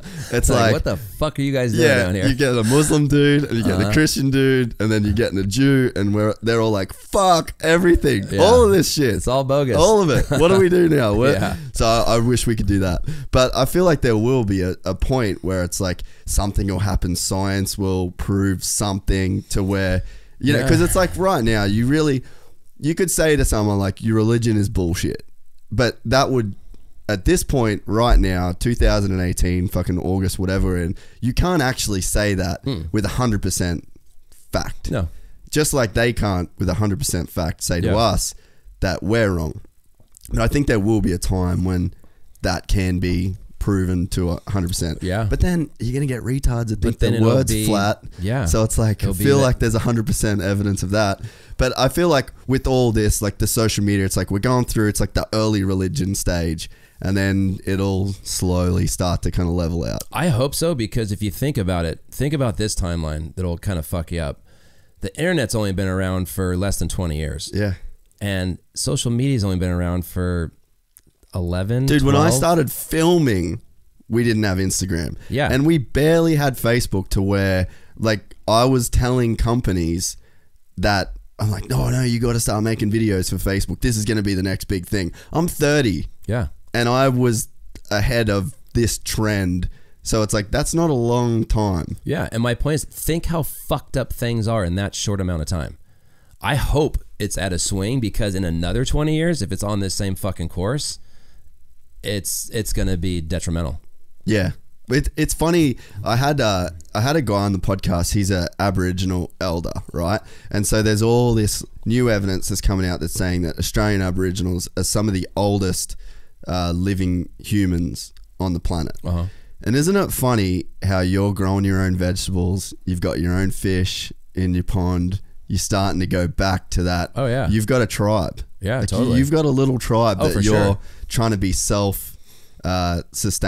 Yeah. And it's like everything is going back to when we were these indigenous populations. Yeah. And like David was saying, like all the kind of rituals and all the stuff, all the food, all the ways that they lived as Indigenous Australians, we're all kind of moving to that. We're all trying to get off the grid. So. We're all trying to. So I guess it's like, are we in a race to where things get fucked up like big time, and then we get back to that primal? Like, is that like this neck and neck race? And it's like that's the thing. I personally think things have gone so shit sideways in the 80s, 90s, and 2000s. I mean, think about that period of 30 years. You know, you had, I mean, at least like from an American standpoint, you know, you had the, 20s, Industrial Revolution, and then you had like 50s, 60s, Leave It to Beaver, working class, handmade, like for us, American made. Detroit. Yeah. And then you look at the, really the 80s, 90s, and early 2000s, and it's like fucking shit on everything. Yeah.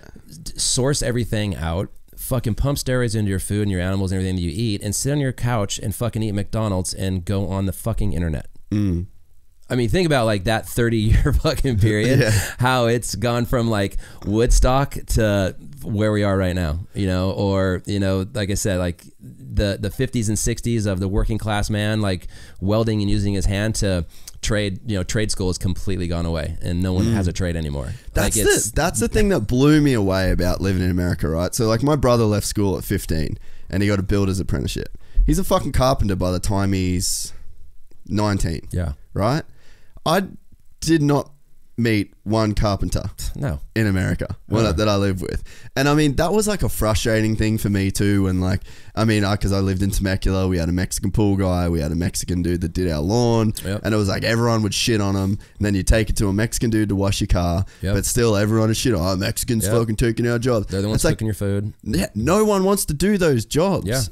And it frustrated me because I come from a place, like when I was a kid, I had a lawn mowing business. Yeah. My dad used to drive me around. I'd go and knock on people's doors, and then I'd go, hey, can I mow your lawn for $25? And then I'd ride my bike back home, tell dad the address, and then he'd drive me back, and then I'd mow the lawn, and then I'd keep knocking on doors until I found another lawn to mow. Yeah. And it's like, then we've got this like trade schools massive here. Like everyone gets a trade. Like the dudes that do the best are like a friend of mine. He raced with us on the weekend. 20-something-year-old guy. Like I don't even think he's 30 yet. The dude's got a fucking GMC Denali. He just killing it. All the best bikes. He does balustrades and roofing. Works his fucking ass off. Yeah. And it's like, I think that's another thing that is really driving all this wackiness at the moment, is that everyone goes to college, and I think the drinking age really holds back America too, to where it's like you kind of get, like we started drinking at 18 here. Yeah. So, but then we were drinking at 16. 16, yeah. And then by the time I was 18, like when I moved to America, I was 21. I was fucking over it. Yeah, exactly. I didn't care. I was like, dude, I want to make some money. Yeah, exactly. I've been partying since I was 16. I'm fucking ready to rip. Totally. But then it's like you guys go to college Piss and away then 3 of your 4 years. And no one's doing shit. And then you get an arts degree or whatever the fuck you're getting. Bullshit. And it's like, like that value of digging a hole and building something with your hands, being like a fabricator, a welder, or even just getting in and being, you want to be a fucking CEO of a music industry, start as a fucking apprentice and work your way up. Like, everyone, that's the problem. You know, everybody wants age of entitlement. to put in, age of entitlement. They want to put in as little work as possible and get paid way too much. You know, I was the same way. From the time I turned 10 years old, every single summer, my dad would make me go work for one of his asshole buddies. I did drywall, I did plumbing, I did landscape, I poured concrete, I did asphalt for my old man, which that's the business that he owns. I did pool decks for my uncle. I mean, and asphalt in Vegas was brutal, absolutely fucking brutal. That noise. And that's what my dad's been doing for 40 plus years. My Uncle Joe owns a successful concrete company. And that's what I did every summer, because my old man wanted to make sure that the last thing I was going to fucking do when life was over or motocross didn't pan out was go swing a shovel doing asphalt. Yeah. And that's what I learned. But you have to take those licks. Yeah. Nowadays, there is no more of that. You know, like, I don't see kids having summertime jobs. I see kids going fucking off and going to being Cabo. lazy. Or even kids that don't have money, just going and fucking off and just doing nothing. Just sitting around, just doing nothing, being on a fucking computer on their smartphone. Yeah. Just doing nothing. All right. How do you balance it out then to where you've got 2 kids, you guys have a fuck ton of money, and like that's the definition of privilege, which your kids can't choose. Yeah. They didn't ask to be born into that. Yep. How did then you balance that out? Well, what we do, that's got to be a challenge. It is a challenge, and that was the decision that me and my wife made. That we weren't going to raise our kids in LA or Malibu around that shit. We were going to, you know, preferably move small town or to a farm. You know, we wanted to be on a working farm, and that's what we do with our kids. I mean, even like right now with Willow, every day my wife averages 4 shows a week, sometimes up to 6. And we get to the venue. Well, first of all, we have her tutor that goes on the road with us, so she does her schoolwork. And then once we get to the venue, she has to go around and get all the staff, all the dancers and bands post-show meal. So she has a job, so she has to spend an hour and a half go around and get everybody's food order. So she does that, and then when she's done with that, she'll come back. She'll either do piano class or lyric class or dance class, one of the 3. So that consumes her time for another couple hours. Then we all sit down and have dinner together as a family, our little guy, Willow, and my wife. And then when my wife starts getting ready for the show, Willow will kind of hang out with me, we'll mess around. And then when the show starts, she actually goes underneath the stage and works the girls' quick change for the entire show. No shit. So she has a job, and she gets paid $1 a day, and she gets $7 a week, and she gets 2 dessert coupons each week, so she can have dessert twice a week, and she has a job. So every day that we're traveling, she has a job. And on days off when we're not at the venue and she doesn't have a job, we go ride bicycles, we go surfing, we go to museums, and we stay productive. But she has a job. And when we get home, she works in my wife's vineyard. She works down in my shop. We're going to rescue some horses when we get home. She's going to learn how to muck stalls and take care of horses. She's going to learn how to run a farm.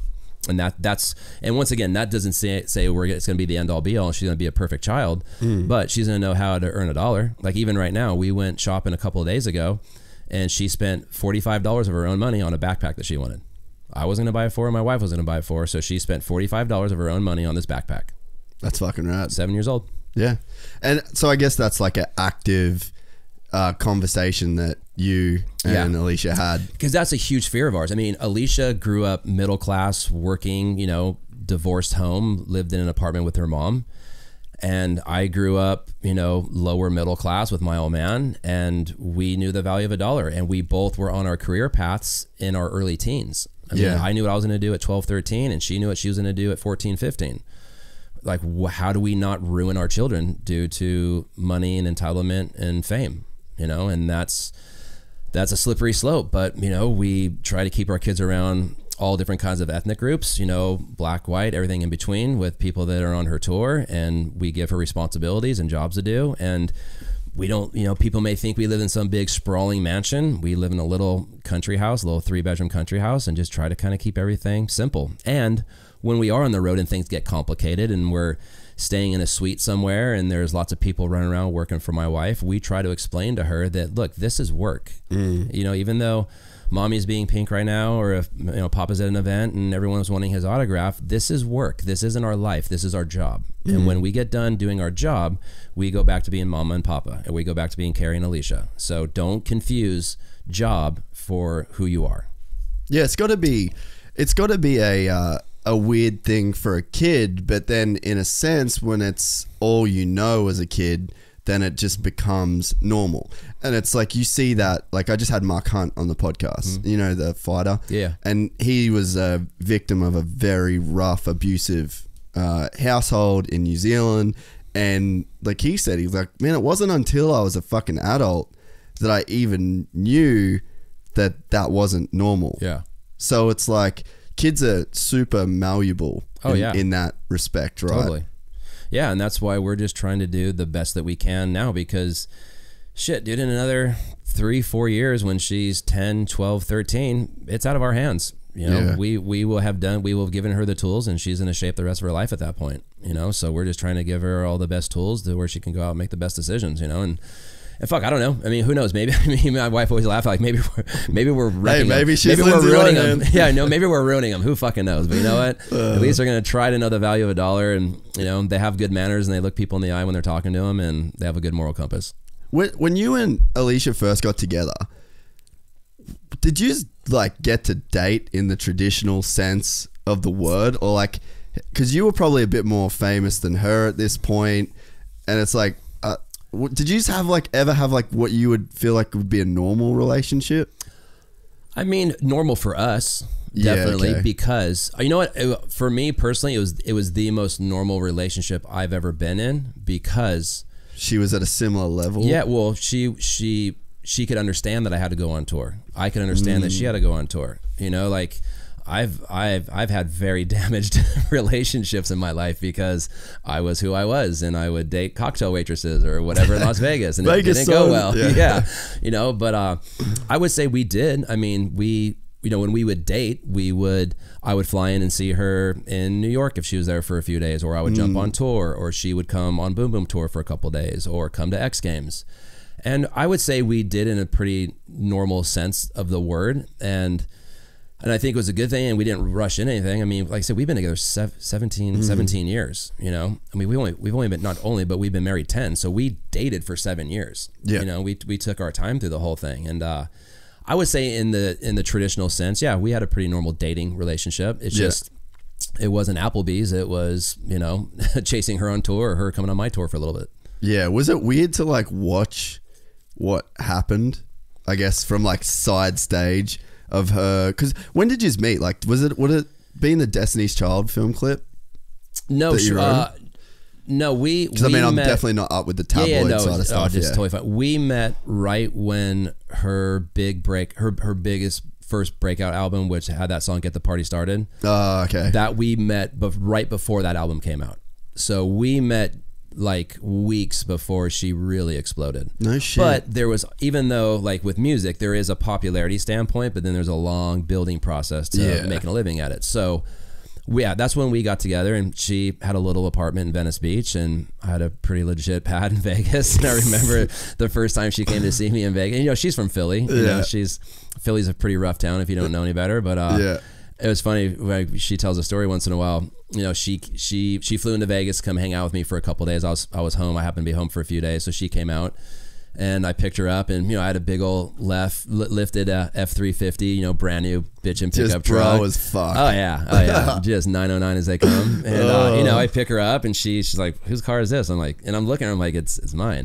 You kidding? Because it's funny, because keep in mind where she was from. Yeah, I was like, "Oh, this is mine." She's like, "Oh, okay." And then we get to my house, you know, we drive out and get to my house, and, you know, I had a pretty nice house at the time, and she's like, "Whose house is this? Is this your parents' house?" I'm like, "No, this is my house." And it was funny, and like, she, you know, she retells that story. She's like, "I'd never met anyone that owned their own car before you, let alone, or like in a dating relationship, let alone own their own house and a successful career and their own money." And it's like, yeah, you know, but then like I said, as we grew up together, obviously it shifted. But I think one of the great shifts in that, and look, I'm not saying had this not happened, I would have turned into a pile of shit, but through, like, you know, getting into 03, 04, 05, where, you know, I'm still kind of the bee's knees in my world, but then I go to a red carpet for, like, you know, the Grammys. It was like humbling, and almost, because they're like, "Who the fuck is that guy? Tattooed guy. Can we just get a solo picture of her?" Or, "Hey, Corey,"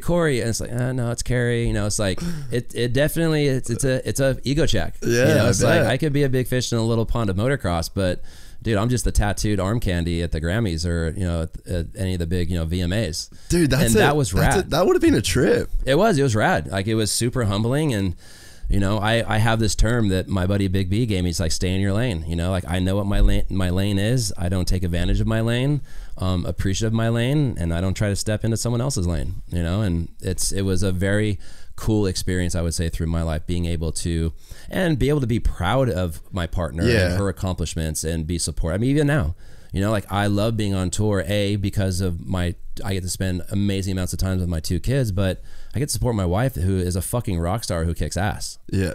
I mean, that's pretty fucking rock and roll in my book, you know? Yeah. And it's definitely crazy it would have been crazy to just like watch something explode. And like you would have seen X Games and all that, like that exploded in that way. But we're talking like everybody in the world knowing who's you're somebody. Talking mainstream media, pop. Yeah, and pop culture. Yeah, we've always been fringe culture. Yeah, exactly. And it's like, I guess just to see, I didn't really think about that perspective of like, Ken Roxon is never going to be on the cover of Vogue. Exactly. Yeah, okay? It's not going to happen. Yeah. So to see that, like, coming from this world, and I guess to experience the level of fame that you like, because to me growing up, like the idea of meeting Carey Hart as a kid to me would have been like fucking balls, just this crazy thing. But then it's like, then there's this whole different level. Yeah. And to sort of be there, and because everyone does have their story, and I guess it's like we said at the start of the podcast, is like when you're kind of in it, you don't really, I guess, like realize that there's a backstory. It's like the Carey Hart that's sitting in front of me right now. Not a lot of people identify with the Carey Hart that was working that shit job with his uncle. Like everyone has that story. Oh, exactly. And for you to be able to see the backstory and then to like see today, like you've got the full scope of what went down, and it's a once in a lifetime kind of thing to really see. Yeah, everyone's sitting here listening to me. They think it's, you know, all rockstar life, and literally they know I had kid shit on my hand 2 hours ago, and I'm in a hotel room and changing my kids' diapers while my wife's sleeping. You know, what's both sides? What's little J-Mo like? Is he going to be a terror? He's fucking loose. The kid is loose. I need you to have a kid that's out of fucking control. He is fucking loose. That's good. Well, for one, he's huge. I mean, he's 20 months old now, so, you know, just under 2 years old. So that swole program like you. And he wears 3-year-old clothes. He's a fucking huge kid. And he's just hellfire. Loves dirt bikes, loves anything with a motor in it. Just every time my helmet's laying around, it's on his head, or he's screaming his fucking head off to put it back on. He's going to be a loose kid. So you'll be taking him to Loretta Lynn's at some point? Not. I sure hope not. Dude, it's heavy. Like, I don't want to do that. Dude, my girlfriend, like, we went up to Cairns, and one of my friends has a farm, and he's got like quads, and his kid's got 80s. He's got a track in his backyard. Like, we always go ride there. And then my chick's like, oh, I want to ride. So I was like, okay, cool. Get on this little quad and you can ride around. Yeah. And then, so she did really good.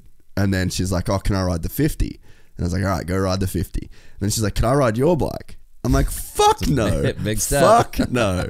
I don't, and it's not even like she couldn't do it. She probably could do it. But I've had the broken ankles. I've had the broken fucking arms. I've had the concussions. I've had all that shit. And I don't want anybody that I love to feel that shit. And I mean, I'm worried that my kids one day, when I have kids, will want to do that. And I'm like, dude, just let's go play golf and surf. Yeah, you know, I'm in that same thought. You know, I got my daughter. Because you've seen some shit. Yeah, exactly. I mean, I've broken. You've had friends die too. My brother got killed racing motocross. You know, and I've broken high 80s Dude, bones. I forgot about that. Yeah, my brother got killed racing. That's fucking heavy. And, you know, with my kids, like, I want them to ride. I want them to be exposed to the culture of it. I'm going to take them to supercrosses. But am I going to be pushing my kid to go do local races and eventually go down my path? Absolutely not. I'd much rather see him, like my daughter, racing BMX, or get him golf clubs, or go fucking surfing, or go to fucking college, you know, go to a fucking trade school, you know, go be a fucking fabricator. You know, like I want my kids to do anything on the planet they want to do. I'm just not going to push them down the path of no motocross and no singing. Those are the two. Oh, even singing. It's gnarly. It's a vicious fucking industry. I don't know if I could get down with that shit, because it's like, it's so subjective, man. Like, you're putting yourself out there to be like, I mean, I've fucking done it. New Lorde song comes on. I'm a Lorde fan. I'm like, it's fucking shit. Yeah. It's like, what?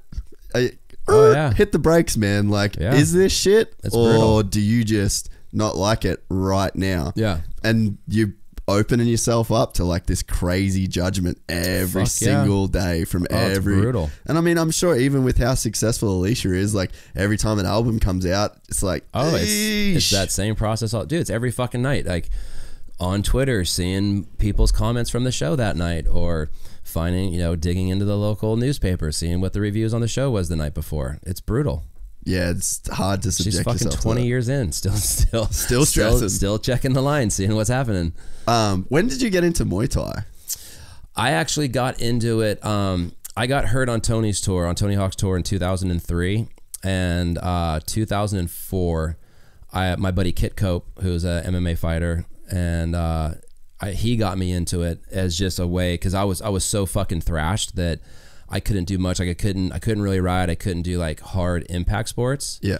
So me and him just started doing pad work, and it was fucking awesome. And I just fell in love with it. And I've been, not consistently, but for the most part, I've been doing it ever since. Yeah. And I absolutely love it. Do you do sparring and shit as well? Yeah. I was just with Andre down in Melbourne. Yeah. They call him Andre the Giant. He's a fucking big monster. He was kicking the shit out of me a couple weeks ago. Dude. And in the past, my buddy Jamie Toney, he's like a Bellator fighter back in America. He came on the entire last tour with us, and we would spar and beat the fuck out of each other every day. So that's awesome. On your rider is to have like a Muay Thai partner, if I can. If not, like I'm doing right now, like I would have loved to go on to Par's gym, but I just try to pop in. I just try to kind of pop in, and I'm not trying to be a tough guy. I'm just trying to get a workout and get punched a little bit. And it's, how it is. It's good for the soul. Dude, I was just in Thailand and I went to Tiger. Have you been there? I follow him. So Kit was the first American to go over and spend time with Tiger, and was the first American to win over there. That's the dude that got me into it. Yeah. Yeah, right. Master Toddy was one of the main guys there. And anyways. Dude, go to fucking Thailand and go to Tiger Muay Thai. I've already told my wife, there's 2 things I'm going to do. When the kids are a little bit older, I'm going to go spend a month at Tiger, and I'm gonna go to Peru and do ayahuasca.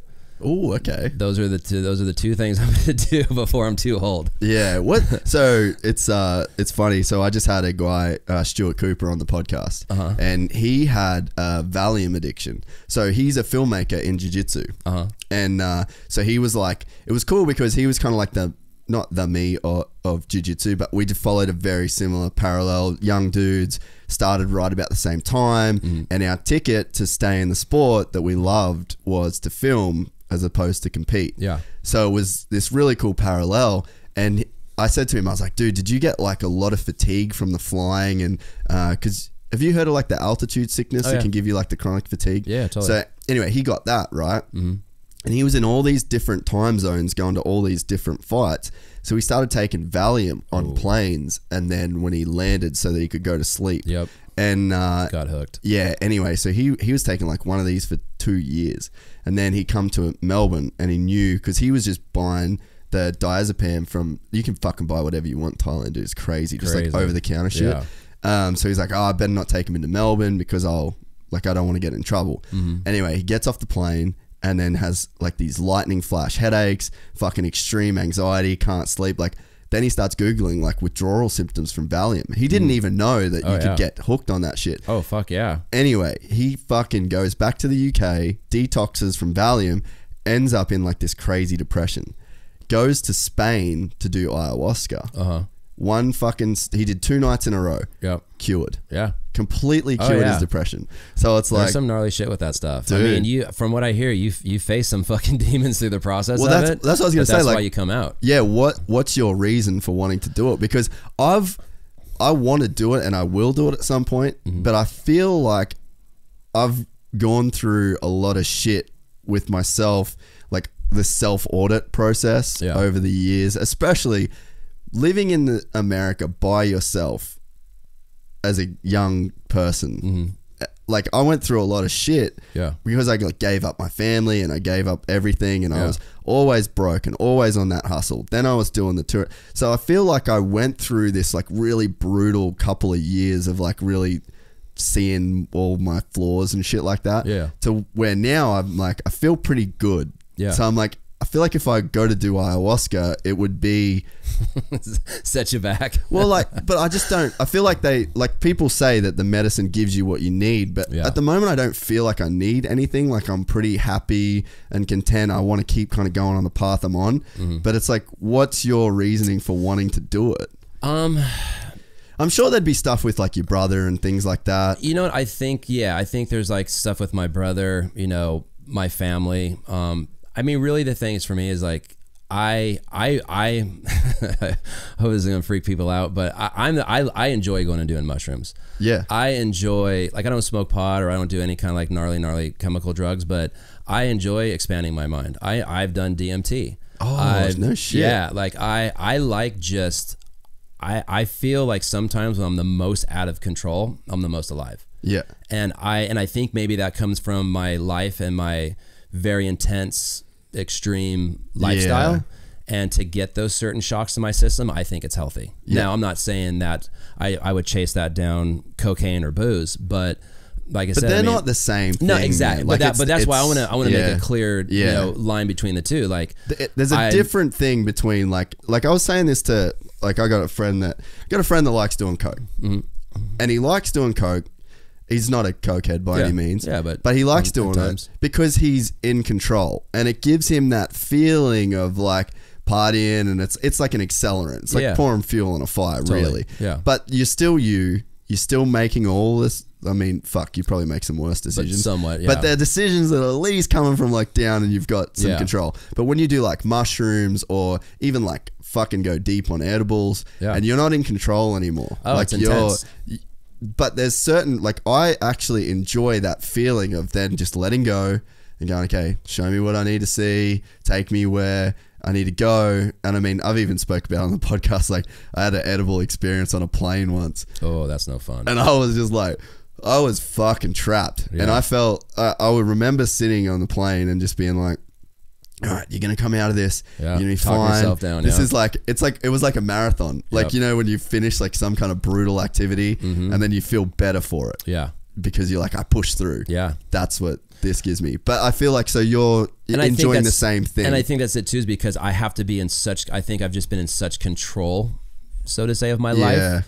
It is kind of nice just to fucking roll the dice and see what happens, you know, but it's also a very positive way, you know, it's like, you kind of face some of your demons, you know, and like I said earlier, you know, I don't have a problem talking about it. I don't have intense depressions, but I have bouts of it and anxiety. And I know, like, when I eat mushrooms, I'll have the fucking, like, I just ate mushrooms a couple of weeks ago, and I had the time of my life with a couple of buddies that I really trust, and we laughed our faces off. And for the next couple of weeks, the scientific residuals due to mushrooms chills out anxieties, chills out stress, chills out depression. And I even have a friend of mine that which I'm going to do when my children are much older, but a buddy of mine did a 2-week microdose on mushrooms. Okay. You know, it's just these little capsules and it's all measured out, and he did it with a doctor, but he microdosed for 2 weeks, and he told me about, like, you know, what he got out of that from mental and creative standpoint. You know, he's a bike builder and a bike designer, and his creative flow was going. And I think there's a lot of good, you know, like, and that's actually one thing that kind of trips me out about, not to beat up on Australia, but like, don't even get me fucking started. Like, dude, like the fact that so bad. You can't get like CBD oil over here, and like the positive effects of, like, I think there's going to be a lot of really positive things over the next generation of ayahuasca and mushrooms. And I mean, you're already seeing in America with THC and all that stuff, of like all these natural holistic remedies for things. Yeah. And I like that aspect of it. I mean, yeah, would it be easy to pop a Xanax every morning and go along my happy way and not be depressed at all? Sure, but do I want to be medicated? Band-Aid fix. Exactly. Do I want to be medicated? Do I want to deal with the effects of coming off that shit? I don't even take Advil. I don't even take ibuprofen. I'm the same, man. Yeah. I either take DMT or tea or any sort of holistic remedy, vitamins and training. What was your experience with DMT? I haven't gone down that road yet. It was it's really my experience with. Did you do like the full breakthrough? Like, oh yeah, you were fucking gone. Oh yeah, okay. Because I know some people that I spoke to, they're like, oh, I was like this, and I was like, I don't think you really did it then, man. You know what I mean? I did the full breakthrough where it felt like there was an elephant sitting on your shoulders, and your vision is completely fucking bonkers, and you just get this intense kind of pressure on your system and on your body. And the thing that was nice about it is it only works for about 15 minutes. Yeah, and, you know you're coming back. And all it does is it's just your body naturally has it in you, and you know all the background on it. So it just kind of takes you to a place where, you know, I have a couple of friends that have done it who have seen some pretty dark shit, and I think it kind of touches on the whole ayahuasca thing. Like you get out of it really what you want, what you need. Yeah, what you need or what you're intended to.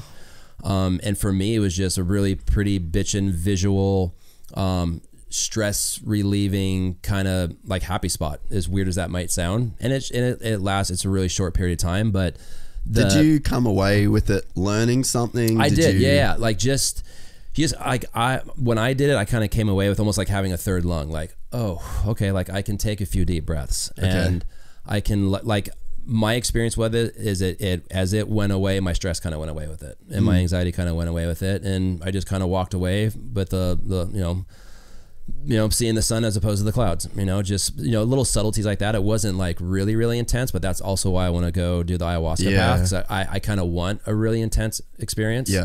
And maybe I don't, you know, but as I sit here now, I want to, and you know. Well, like even Stuart Cooper said that, so he was in this crazy depression, right?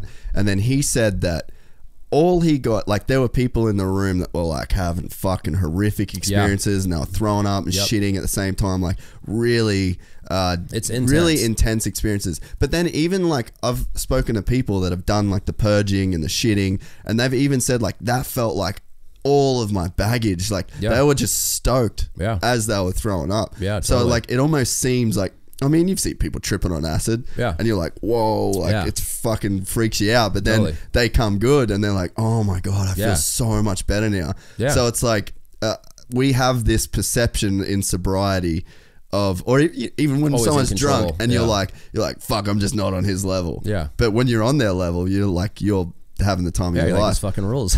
But Stuart said that he had this crazy overwhelming experience of love. Like he felt love for his family, he felt love for his friends, and because he was in like a severe depression, it's like ayahuasca showed him what he needed to see. Like he needed to feel that intense pleasure and happiness and love, because that was sucked out of his life because of this Valium. Yeah, totally. So it's like it's crazy. And man, honestly, like I don't think you appreciate the impact that people like you it makes when people like you talk about this stuff. Oh, it's great to hear. Because even like, man, like I know my mum will listen to this. She doesn't listen to all of them, but she, like with her, she's in that very old school mentality, and I was that guy. When I moved to America, I had never done a drug in my life. Yeah, I went through, all my friends were stoners. They were fucking all on ecstasy every weekend, like, and I said no to all of it because I thought that was the moral. Like I had that old school, that's the values that were ingrained. Yeah. But then you start to learn and you open your mind up to stuff, and it's like you can use things as a tool. You can abuse, like we all know a bad drunk. Oh yeah. We all know a guy that fights when he drinks. Yep. We all know a chick that fucking cries every time she drinks. Like these things are tools that you have to be responsible as a person. Oh, exactly. And there's so much science out there, and even like you said, the scientific stuff with mushrooms, like the psilocybin molecule binds to your serotonin receptors like identically, like they were made to do it. Yeah. And it's like it's just such a crazy time of information, and you should definitely do the microdosing stuff, because I've done like, didn't do it all the way because I had to go away, and like it just didn't kind of work out to where I could do it.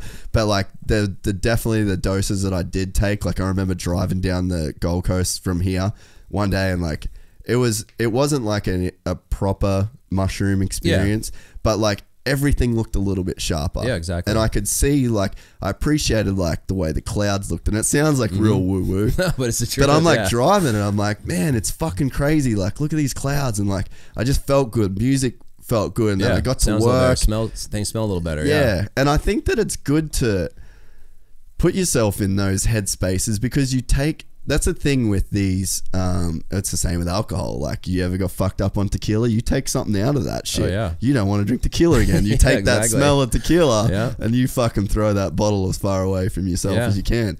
But it's like, I think one of the curses of humanity is you're given one perspective. Yeah.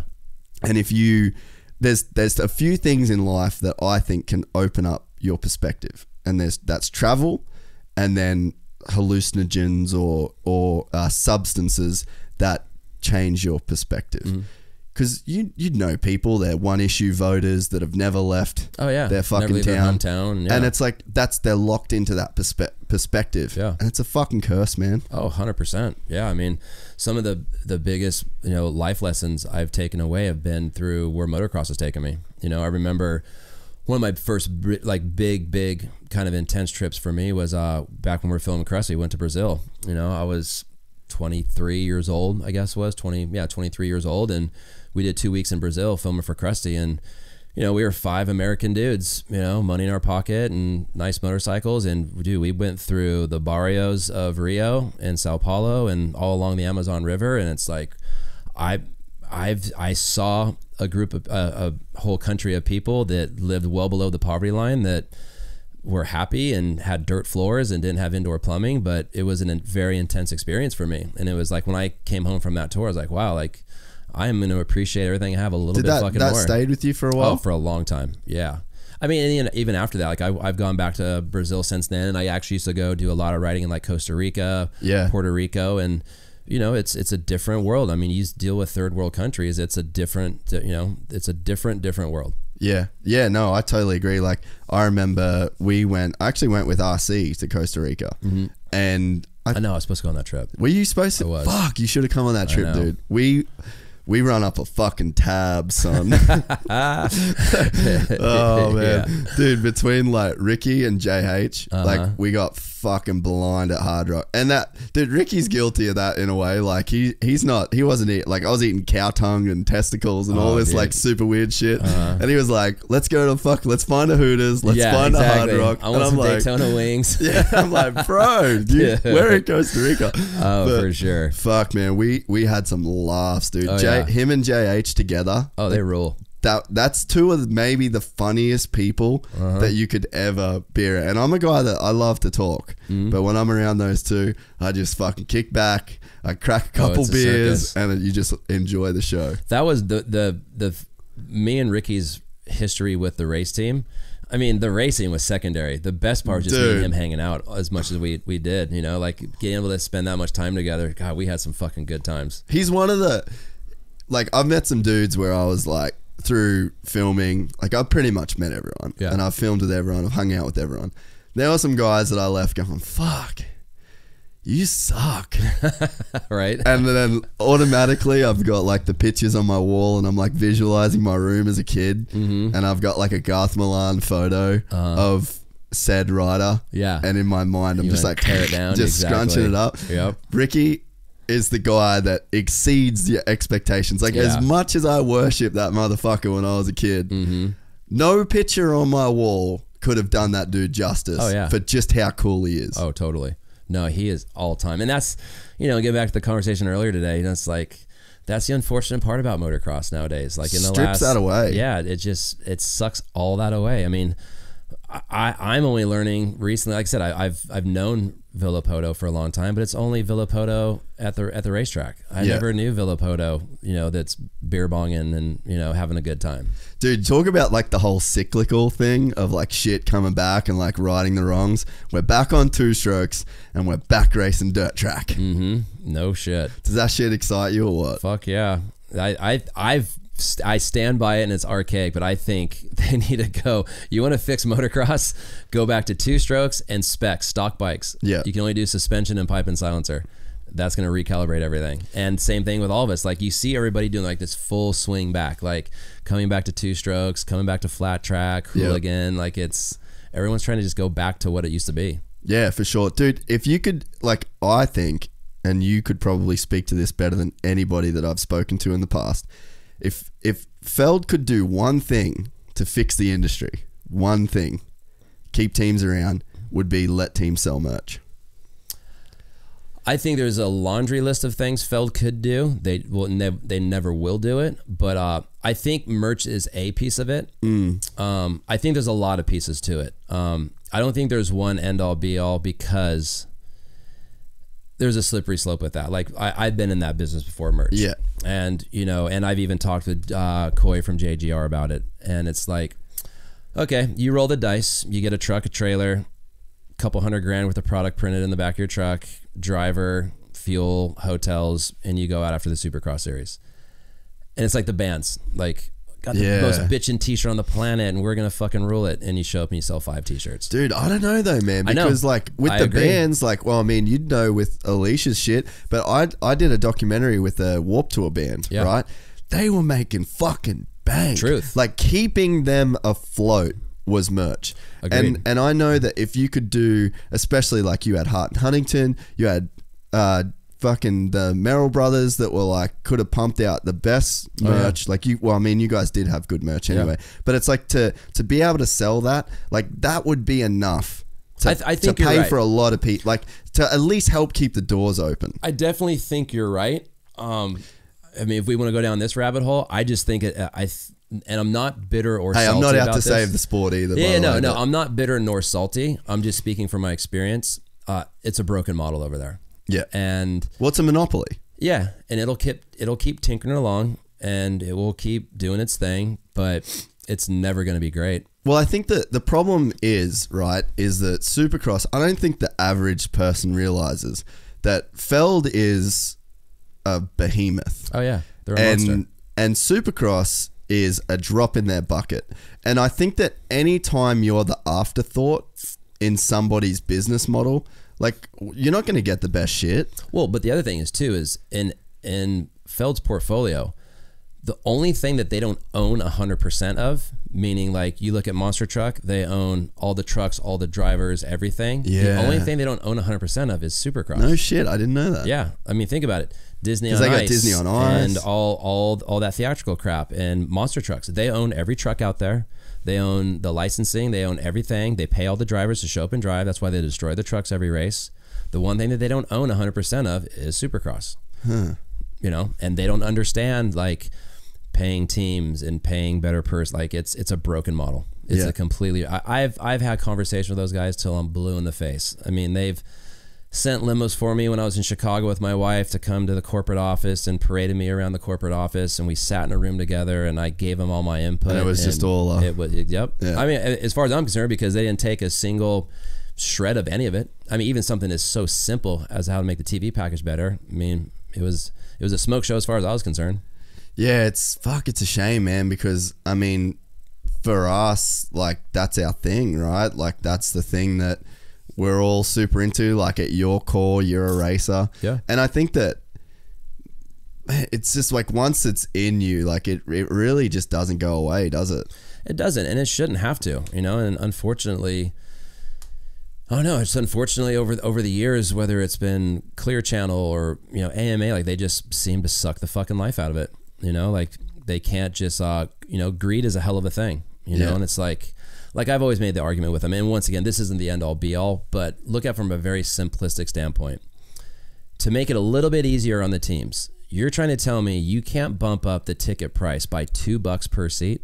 Yeah. $2. You're trying to tell me that family isn't going to spend $42 for a seat? They only spend $40 for a seat, and have that $2 per seat go back to the purse, so that way I don't have to pay Ken Roxon $2 million a year. I can pay him $1.5 million, and he'll have a nice big, you know, I had to pay Ken Roxon $100,000 for every Supercross win.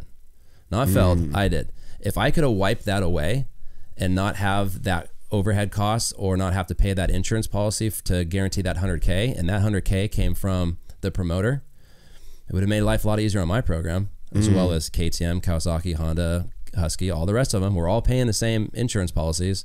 We're all paying the same bonuses. I mean, it's just little things like that, but it's like I said, I don't mean to sound salty about it, but unfortunately, I mean, it's a broken model. But it's good to hear it from a guy like you. Like, there's not a lot of times where someone that's been there, seen it all, put his own money on the line, had won championships. Like, it's not like you're a guy that's coming in and going like, whoa, we fucking had a crack, and it's like, oh, he's salty. They never won anything. Well, that's what. Like, you did win everything. Yeah, we did it. You won races. You won championships. Like, you had stripper poles. What, you know what I mean? We've like, been on every spectrum of it. Yeah, you've seen the gamut. So it's like, I mean, I don't know if it's salty. Like, I think a lot of people agree with what you're saying. Yeah, but it's like not a lot of people. I mean, I was pretty deep in it. I didn't know half the stuff that you just said. Yeah, I think it's just. I've always said, and maybe it's not the answer. I've always said, I think almost like the France family needs to buy Supercross, like that does NASCAR. You know, because, you know, at least with NASCAR, there's money paid back to the teams. And this isn't about I don't want to get into a conversation about, oh, who should get the money, the riders or the teams, but there's no other sports that I know of, racing sports out there that I know of, that the team has to go out and raise every single dollar, and when the first race starts, there's no opportunity to recoup any money along the way. And think about that. That's how it is with motocross. You have to make $1 to spend $1. Okay, once the season's off and running, there's no chances of a championship bonus for a race team, or just like with NASCAR, like, you know, a car makes the main event. Like, I don't know how many people in Australia follow NASCAR. You'll see some cars do the start and run like 5 or 6 laps, and they'll pull off and load up the truck and head to the next race because they got start money. The team got start money, and the driver got start money. I didn't know that. That's how any form, like Formula One, like that's how they all work. You know, Supercrosses that I know of is the only one, or one of the few ones, or probably the only one at that level. There's no money that comes back. Do you know that a pro, to win Anaheim 1, Feld pays the winner $25,000? I mean, that's the same person that McGrath got in the 90s. It hasn't changed. You know, and that's what I'm getting at. It's just, and once again, I'm not beating up on Feld. Once again, from their seat, it's a business, and they have to run it on a P&L, and I understand that.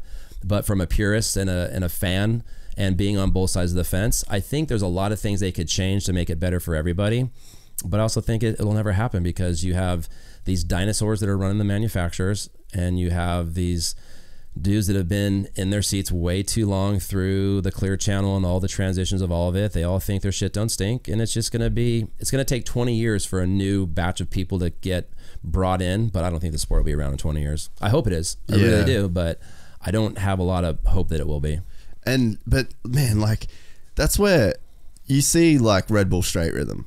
Like, fuck, people have to get behind that event. Totally. Like, that's what Jeremy's doing with that whole thing with like 2 strokes only. Like, fucking Stank Dog won. He beat Villapoto.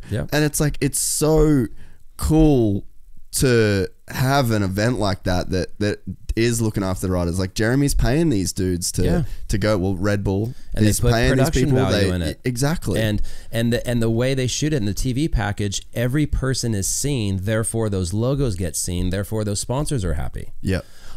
True story. I sat with Feld at this meeting, and you know, they're like, we want to get your opinion, how can we make it better, blah blah blah blah. I said, tell you what, the heart of motocross is 2-stroke, and there are a million guys out there like myself as a teenager, or Ricky Carmichael as a teenager, that never in today's world would have made it to where we were. Ricky couldn't afford to as he was a kid, and I couldn't. Why don't get rid of the stupid fucking the loading the hay bales in the back of the pickup truck for that fucking 15 minutes. I said, do a West Coast and an East Coast non-factory, non-supported privateer 2-stroke main event. I said, you can run their qualifying and practice in a 10-minute window during the day. They get a 10-lap race. Do an East Coast and a West Coast, just like lights. I will give up a ride. Whoever wins the series, I will give them a ride next year on the 450. God, that's sick. Mechanic, bike, whole deal. I will give them a ride, because I know, selfishly enough, I know I'm going to get a lot of press out of that. But I will spend the money. I'll spend the couple $100,000 that'll take to take that person racing. There wasn't even a second conversation about it, because you know what was more important? Throwing those stupid fucking hay bales in the back of that Toyota truck to get that fucking Toyota money. Which was probably, in a roundabout way, some kind of like freebie that they threw out to sweeten a deal in like Monster Truck, or you know what I mean? Like, I mean, whatever, because it's all like kind of linked in. But like, do they want to reinvest into the sport? Do they want to conserve the sport? Or they just want to suck the life out of it. You want that quick Toyota check. Exactly. But dude, you know what's crazy? Like, Straight Rhythm last year, you had Ronnie Mack and Stank Dog in the final. And when that final was over, I can't remember who was in the 450 final. It was Marvin and someone, right? Marvin's one of the premier riders. The stands fucking emptied. I bet. After Ronnie. And I was filming it, and I'm tripping out. Yeah. I was tripping out that people were leaving the stands as one of the best 450 riders on the planet is sitting on the gate. Yeah. Why?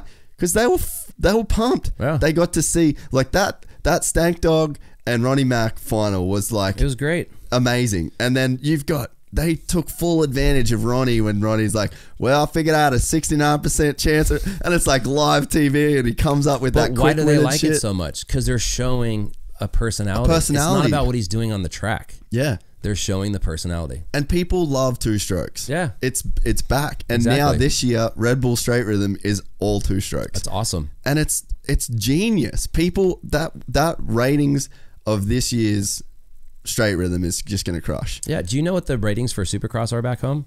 It's a fucking joke. They're barely breaking 1 million views. That's crazy. I mean, think about it. I have almost as many people on my social media as viewers are on fucking Supercross each year. Yeah. Out of control. And even like when I was filming and you guys would have had the same thing, like we can't even make content around it because they sell the rights to Fox. Yeah. And it's like, but man, that's the same everywhere. Like I filmed for V8 Supercars, which is like our NASCAR. Yeah. And then the team that I was filming, the team Triton Racing, their guy got punted, fucking cartwheel, dude. Like one of the biggest crashes of the year. And I was just doing their shit for social.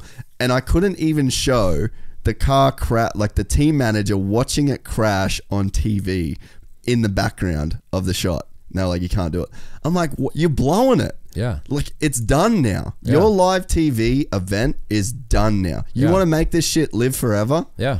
Fucking put it on Instagram. social. Exactly. Put it on Instagram. Let people share it. Let people repost. Let this moment live forever. Yeah. It's still at your race. Like it can't be on Fox Sports on repeat. No. Once that moment's done. Exactly. It's fucking done. But it's dinosaurs that are in that position. And it's crazy that you just see it in so many different forms of racing. It's painful to watch, and at a certain point, it's just like, are you a part of the problem or are you a part of the process? You know, and that's just that's what came out with me and Ricky. We just got to a point where it's like you're just a part of the machine now. Yeah, and we don't feel that it'll ever be sustainable without either one of us, our name on it, and it's just like we had a good run and let's go spend time with our kids and do other shit. We drank a ton of beers. Yep. Sat in a lot of airports. Held some pretty bitchin' trophies and stood on the podium and did the damn thing. The back and forth that you guys had with the planes, like, I was just like, you two are just idiots. Oh, dude, me and him have some good times, man. We go pretty in on each other. It's relentless, dude. Same with Twitch. I feel like that culture of like you guys shit talking each other on social media. It's pretty amazing. It's you got to be good friends to do that too, or just thick skin. Yeah, but true. but it's definitely years of being good friends. Yeah, it's a good time. I was just with Twitch and Sturgis, and it's funny because he's kind of like the new guy in V Twin, so I get to kind of fuck with him a lot too. So what's the V Twin stuff? Is that what's kind of got you the most fired up at the moment? Yeah, for me personally, it's it wasn't a planned thing. It was just more of a sort of a hobby that has, fortunately enough, kind of turned into another career for me. So explain it to people because I fully don't even get it. So basically, the short version is it was a bucket list for me. So in America, V-twin being Harley, Indian, the V-twin motorcycle, the cruiser motorcycle, massively popular in America. It's a bit popular here. And we have certain rallies. Yeah, it's getting bigger here. And what's really popular in America is we have these rallies. You have like Daytona where Supercross is, Sturgis, there's... Dude, Daytona Bike Week is nuts. Fucking loose. Yeah, that's been going on for 80 years. Yeah. Sturgis has been going on they just celebrated 78 years. So this is a very old cultural thing in America.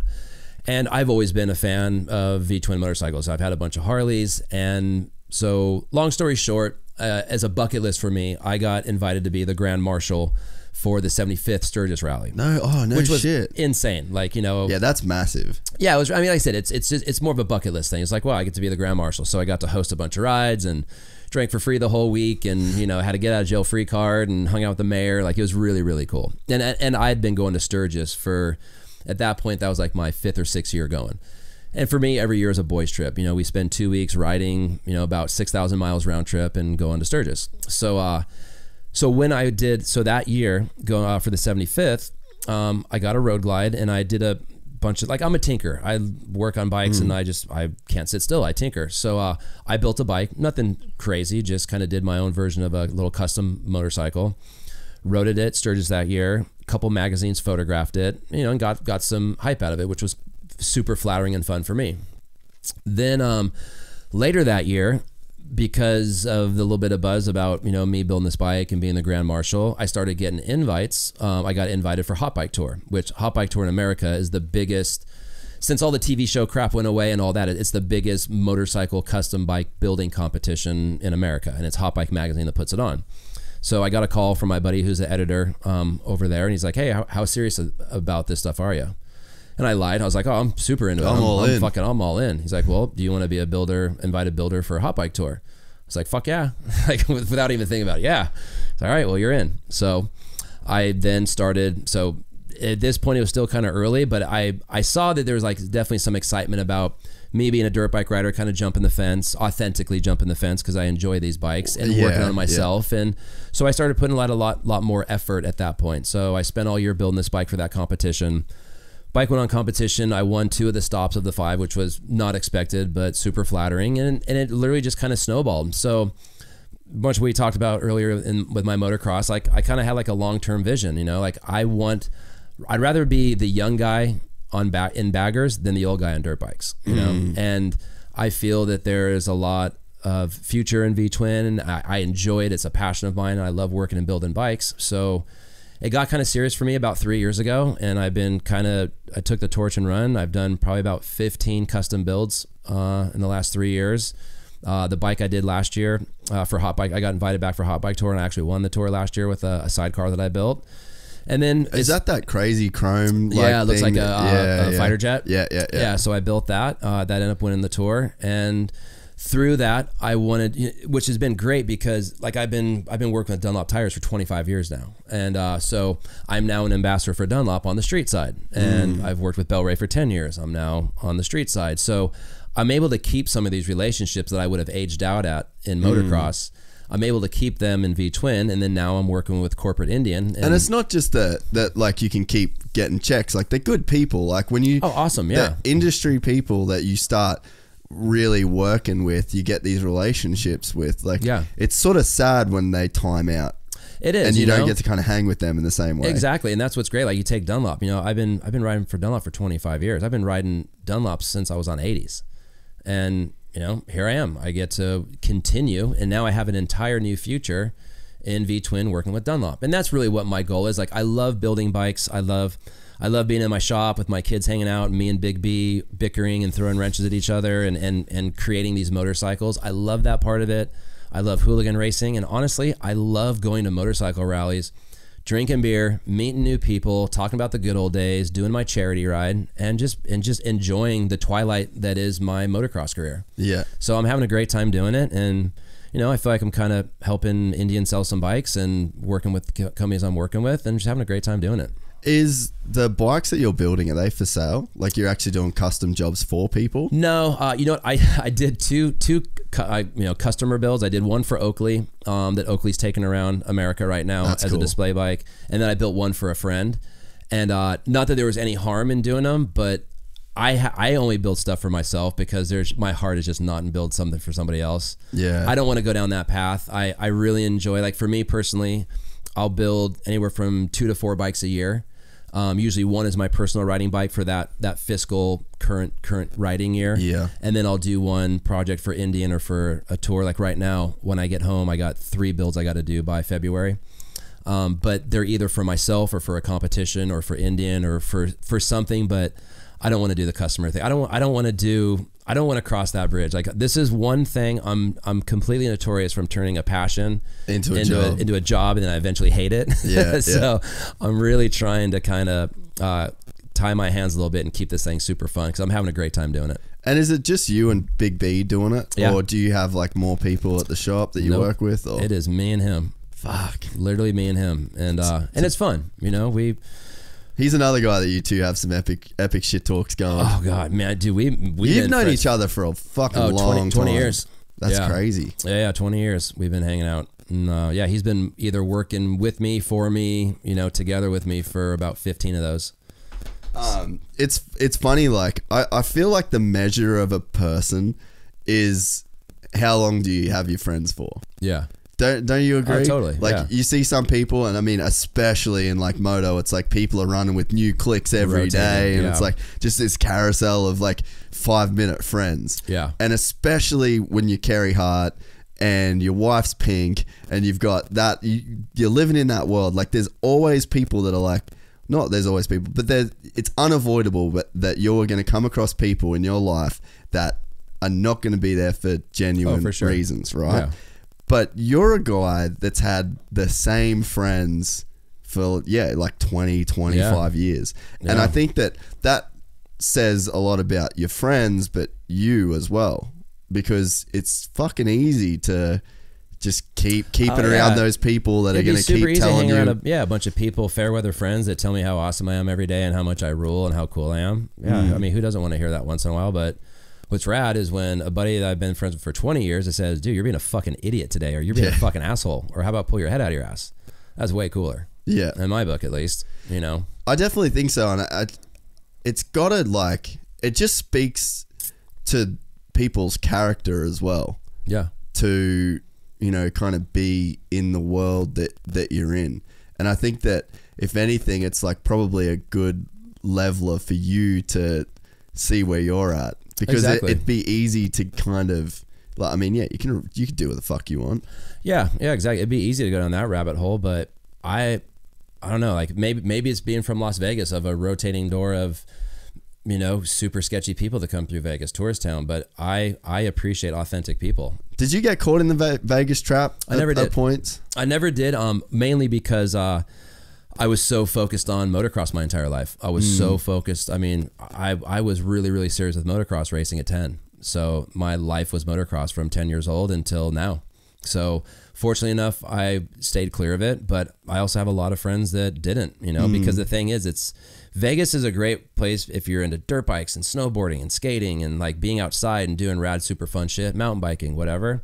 But it is a fucking awful place if you have any sort of vices, or you like the booze or the booger sugar or gambling or any of that shit. It's fucking cancerous. Yeah. Well, dude, even like I was in Thailand and we're at Patong Road Bangor Road, I think, which is the main kind of tourist hub of Phuket. And a dude, like, I was walking down there the first night. I didn't even go after that because I was there in like an 8-day jiu-jitsu camp.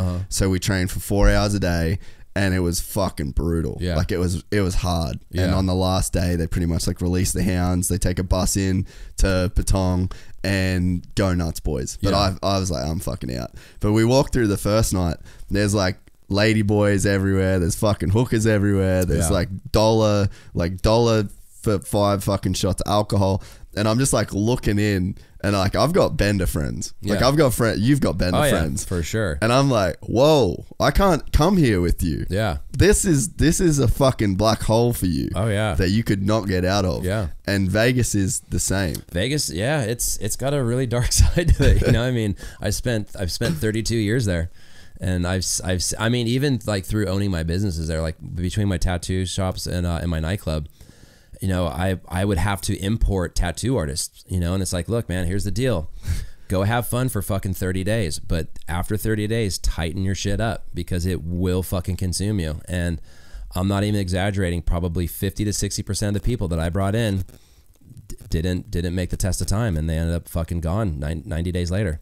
Yeah, dude, I've been caught in the Vegas thing. Oh yeah. I've done like hey man, not coming to Supercross. I've got some fucking chicks in a hotel room and I'm just not leaving. Yeah. And it's just like, it's easy. It's fucking easy to do. Dude, I've seen lives literally ruined in that place. Dude, I remember like I went to one Supercross we had, like, you had a party. Was it like you and Jared or one of the, was it was with you and the Merrill boys or something, and we ended up getting Ken in there when he may or may not have been. Was it at my club or was it somewhere else? I can't remember, man. Is your club at Hard Rock? It was at Hard Rock. The rock and roll club is called Wasted Space. Yeah, that was my place, but I don't know if I don't know if it was there. Maybe it was a different one of the different properties. But anyway, man, it like I don't remember, so that tells you where we were at. But it was like I just see all the mechanics and riders, and it was just like this closed door, and it was like, righto, the leashes are off, and the fucking none of the team managers are around. I was just like, holy shit, look at this place. Oh, you think that's a big deal? You should have been around in the 90s. Oh, I can't even imagine. In the 90s at Vegas Supercross when it was all wrapped up. Oh yeah, it was a whole different world back then. Who were the? Oh, I guess you can't really name names, but it got pretty weird back in the 90s. I mean, it wasn't weird. It was actually fucking awesome because back in those days, I mean, even going, to 93, like I moved to California in 93 when I graduated high school, and I was there as a racer until 98. But back in those days, it was like you raced and you partied. Yeah. And, like I'm not saying one is right or one is wrong, but at least we know which one was more fun. We definitely know which one was more fun. Like if you follow like Denny Stevenson or any of those guys on Instagram, and it's like, dude, we all used to hang out together. We used to ride together. Dude, your day consisted of going for like a 3-mile run, going pounding out laps, and then you'd go to the local nightclub. We had a lot of fun. We had a great time, and on off weekends, everybody would go to Havasu, and it was a time that will never be replicated, nor maybe shouldn't, because there's probably a lot less money in the sport back then than there is now. And, maybe it was a little bit less eyeballs on the sport back then than it is now, but fuck, it was such a fun time in the sport. Like, it was just so much fun back in those days. And that kind of shit's like not healthy to last forever either. No, but you know what I think isn't healthy to last forever is what's happening with the sport right now. Yeah. Is just between how fast the bikes are getting and how gnarly the tracks are getting and the burnout and the injuries. I don't think it's sustainable either. I mean, I would put my money on the 90s over what's going on right now. I mean, fuck, I've been there. It's like biting your fingernails. You put all your money into this fucking racehorse and they get hurt third round in. And the injuries are a lot gnarlier now than they were back in the 90s. It's so true, man. Like, you didn't see the Ken Roxon arm injury back in the day. Like, you'd see some collarbones, you'd see some fucking ACLs, but not to the level that... Well, it's just their tempo. Yeah. I mean, I'm a firm believer. Like I said, it's archaic, but I'm a firm believer. They want to fix all this shit and get bike sales back up and have, an insurance that the rider's going to last longer. Give all the OEMs 3 years, go to a stock 2-stroke 250, and maybe it's a 150, maybe it's a 175, maybe it's not a 125. Yeah, because they're slow as fuck. You go back to a spec bike, just how NASCAR runs like the restrictor plates. So I'm sure there's a version with V8 supercars. Yeah. You get a stock motorcycle. And you're same tires. Yep, that way it's a production bike, and you get choice of suspension and tire selection. Yeah, you want to win on Friday, win on Saturday, sell on Monday. What better way to fucking sell motorcycles than to know that you can buy that bike off the floor? Yeah, it's gonna save injuries. The racing's probably gonna be a little bit better because everybody will be a lot closer, and I think the injuries will be a lot less. Now, it's a pipe dream; it would never happen. Yeah, but I think if you like really kind of spent 10 minutes thinking about that, be like that would have a lot of positive effects. And think about a race team can run for a fraction of the cost. Yeah. I mean, a fraction of all you, and once again, I don't want to cut out like staff and whatnot, but I mean, dude, it's sustainability. I would spend millions of dollars a year in parts and suspension suspension pieces and factory parts, millions to race 2 fucking motorcycles. What if I could go race an entire season on 50 grand in parts? That would rule. And you'd see more teams. You'd see more opportunities for riders. Hey, and anybody can get in at that point. Yeah. I mean, think if you could just go down to the dealership and buy 2 Honda 250s and get a suspension tech and go lease some KYB or show a suspension, and you got a fucking title contender. Yeah, and it'd bring in like artistry, like real good tech guys, real good suspension guys. It'd kind of bring back that artistry that created like the Mitch Paytons and the, because they're artists at the end of the day. But now it's just like just fucking chucking down a checkbook. Oh, it's brutal. It's absolutely. That's why I say it's at a certain point it isn't sustainable, especially when these dinosaurs that are steering the ships at all these factories, when they're finally like, we're not going to do this anymore. And you're seeing it like, dude, World Rally Championship. Like the teams that won that shit forever are just like, nah, can't do it. We're not doing it. Exactly. Or like Dakar, they're just like, no. It's like no one's immune to this shit. At a certain point, there has to be a formula of units sold to dollars invested in that footprint. There already sort of is, but there's always, stealing from Paul to pay Peter from a factory standpoint. Yeah. But at a certain point, it's going to be like, okay, guy, enough is enough. We're selling 5,000 units and we're having to spend $10 million to support 3 race teams. It's the math. Well, like doesn't you work. got to think too, like, dude, Ricky's the best example. Like for the money he was paid on Suzuki to what got sold in RMZ 450s. Well, yeah. You're kidding. Well, that's the thing. In the 450, How do they get industry. that money back? They don't, because the 4-strokes ruin the industry. I mean, when I was an amateur racer or whatever, and whether it was amateur racer or professional racer, I would get 6 motorcycles a year. I'd get 3 125s and 3 250s. I'd have 1 practice of each, a stock and a modified, and go out and race. Now you can buy, being that I ride for Husky motorcycles on dirt, I can get away with 1 450 for 2 to 3 seasons. Yeah. So, I mean, it doesn't take a fucking chemist to figure out, yeah, you guys screwed the pooch. You made way too dependable of a motorcycle that's way overpriced that no one can work on themselves. Yeah. No, it's fucking heavy. Yeah. Dude, like the best example, I wanted to invite you out on the weekend. I just didn't know if you'd have the time. But we just did a 6-hour enduro. And it's like, dude, it's fucking crazy. This basically, like, this is a really cool thing of like how the industry's gone, right? There's a magazine called Transmoto. They sold magazines and then they just were like, well, we can't make any money. They started doing these events, right? And it's like I always say, like, I guess it's like my infamous line that I use. Have you got to get out of here soon? Yeah, soon. Yeah. I always say, like, you're a douche if you want to win this race. Yeah. Like, if you go there and you try and win, you're an asshole. Yeah. It's kind of like Day in the Dirt in a way. Yeah. And it's like, so you're going there for the experience, not for the checkered flag. Yeah. Yeah. And this year, so this is a 3rd year that they've run it at the Conondale. So we went there and I rocked up. Husky gave me a couple bikes to use to do the race, and it's like a team event, 6 hours. You just do as many laps as you can. And it's like, fuck, I wish I would have known. I got my gear bag here. Fuck, I was so close, but you hadn't replied to like the other stuff, so I was like, I don't want to. I was like, fuck, it'll be too much. But because, like, dude, I had 2 Huskies there and everything, like, it was perfect. But it's like we got there, and this year, like the last 2 years been massive, and then we got there this year, and I pulled up, and I was just like, holy fuck, like this entire field, like huge grass field, dude, was full of people camping for 2 days at this event, and it's just like people that will never race a motocross event in their life. Yeah. People that'll never give a fuck about who's winning supercross. It's just like the real core people that tick. These are the people that they're like buying everything at full rip retail. And I think there was like, me and my brother worked it out, but there's probably about $4 million worth of motorcycles there. Oh, probably, yeah. And it's just like, they're winning now. They're winning. They're the best events in Australia. Yeah. And they're bringing Day in the Dirt to Australia. Yeah, I heard about that. Yeah, so it's like in 3 weeks, 2 weeks. Yeah, it's the weekend after I leave. I was going to say, are you still here for that? No. I'll get you a Husky. That's why I'm pissed. Was that local? Like, was that close by here? It's fucking an hour away. Oh, fuck. Of course. Can you change the flight?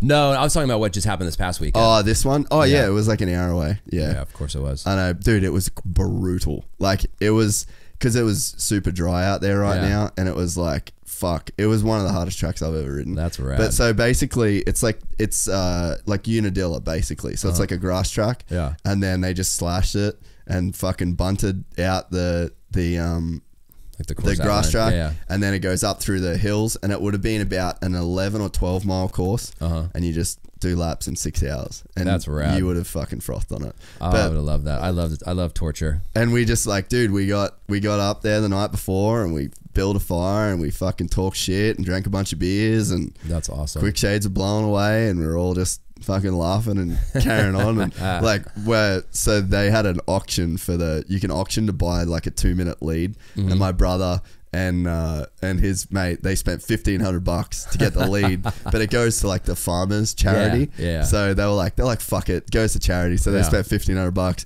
My brother goes out, he actually shreds.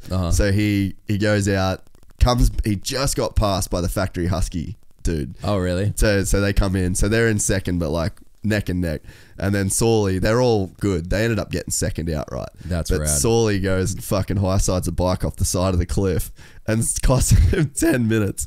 So we're just G'ing him up the whole weekend, being like, you just fucking blew $1,500, dude, a $1,500 lead. That sucks. But it's like, I guess the point of it is like that's what's winning. That's winning now. And that's what the hooligan racing. Yeah. It's like people are sick. Like we know we're getting jacked on all this stuff. I know. Like our motocross national series in Australia is a fucking joke. That's terrible. Like, it's so bad. And I mean, I am a hater when it comes to that. And I've said so many times, but I've been there. I grew up. That was how I started filming. Then I went to America and I seen how it worked there. Like I've seen it. I know. Well, it's painful to watch something that you've been invested in for such a long period of time just get destroyed or get ruined due to ill-willed people, you know? And honestly, that's why I love so much, like with the V-twin stuff that I'm doing right now, just because of... It's like that grassroots sort of Well, feel. it is. You have this history that is these big mega rallies, and I'm sure there's all this bullshit that happens behind the scenes, but from me being on the fun side of it, you have, you know, Daytona that's been going on for 80 years. You have Sturgis that's been going on for 78. You have Laconia that's been in the 60s. But then you have this young, which, and traditionally they've been kind of like for older people, you know, call it, you know, 40 and older, most of the rallies. But then you have this resurgence of young people through the hooligan racing, through like all the, I don't know what you really call it, but like the performance, you know, stunt V-twin stuff with all the guys on the dynas. And then it's like, you know, that you have that whole resurgence. And then you have, like I said, like you have the flat track stuff, and you're kind of getting back to roots of like, I'm going to pack a tent and I'm going to ride my motorcycle in and I'm going to fucking race hell and have fun for a weekend. And it's not about the glamour. It's about roughing it. And it's about being hungover, and it's about having to ride, like being uncomfortable while you have to ride all this. It's like, it's like the journeys. That's what we do every year. Yeah. Every year I got me and a group of guys, we do on a low side 4,000 and a high side 6,000 miles in 2 weeks. You know, we pick a different part of the United States to ride from, and we ride 3 days, 4 days to Sturgis, about 500 to 800 miles a day, and fucking poison ourselves with alcohol and carnival food for a week in Sturgis, and then gain train. And then spend another 3 days riding home. And by the time we get home, we're like beef jerky, we're sunburned and smoked and, you know, toxic, but we have a great fucking time doing it. And that's the shit you'll remember forever. Exactly. So so that's what my new journey is. So anyone that doesn't know much about V-twin, I highly, you know, suggest you kind of research it. And there's a great scene here in Australia. You know, even like a little bit of riding I've been doing over here. Like I went up to Bruce's place. Iron and Resin? Yeah, up at Iron and Resin. And how good's Bruce, dude? Dude, he did a ride this past Sunday. He had probably like 200 people come through his place and do all these organized rides out. And, you know, Indians doing a lot down here with it as well. And it's just a lot of fun. You know, it's kind of like for the aging motocrosser, like when you have finally beat the fuck out of yourself enough to where you can't really go out and get hurt, you know, go get yourself an Indian, you'll be fine. Well, we'll wrap it up, man. I'm really glad we could make this happen. Shout out to Hammer for getting it across the line.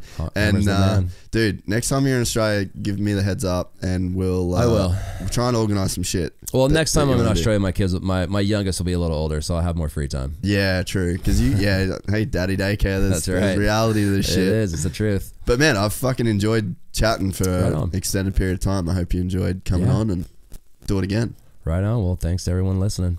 See you, man. Later. Cheers, brother.